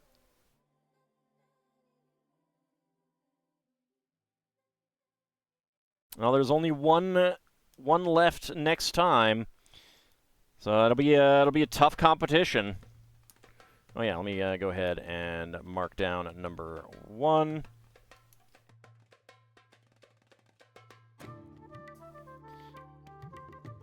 So with the one left, we will be moving on to the other set next week. Feels nice to be back in these again. It is. It is. All right, where's the tire? So we do have an ad break that's just about to start, unfortunately, and I cannot pause it anymore. So I do apologize for that. Okay, that's on the side there. That is going to be on the front. That is on the side. So we do have dark blue 1x1 quarter cylinder tiles, which is nice. Plain white head. We got trans-orange visor on the helmet, which is neat. And a dark blue one of these bars.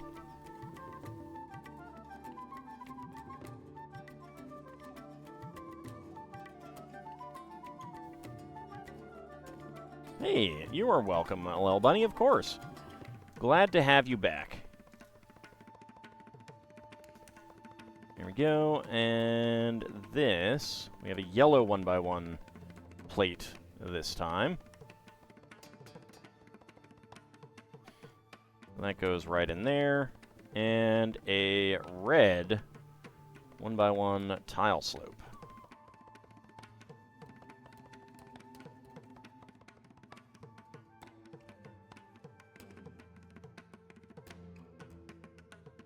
All right. There we go. There is our Red Bull racer. Spare parts. We have a dark blue 1x1 cylinder plate with top peg, dark blue 1x1 quarter cylinder tile, and a yellow 1x1 plate as our spare pieces. All right, I did mark that. So that means that the only one left is number 10 for next time. All right, but that is going to wrap us up. Let's go ahead and see if there is a channel to raid.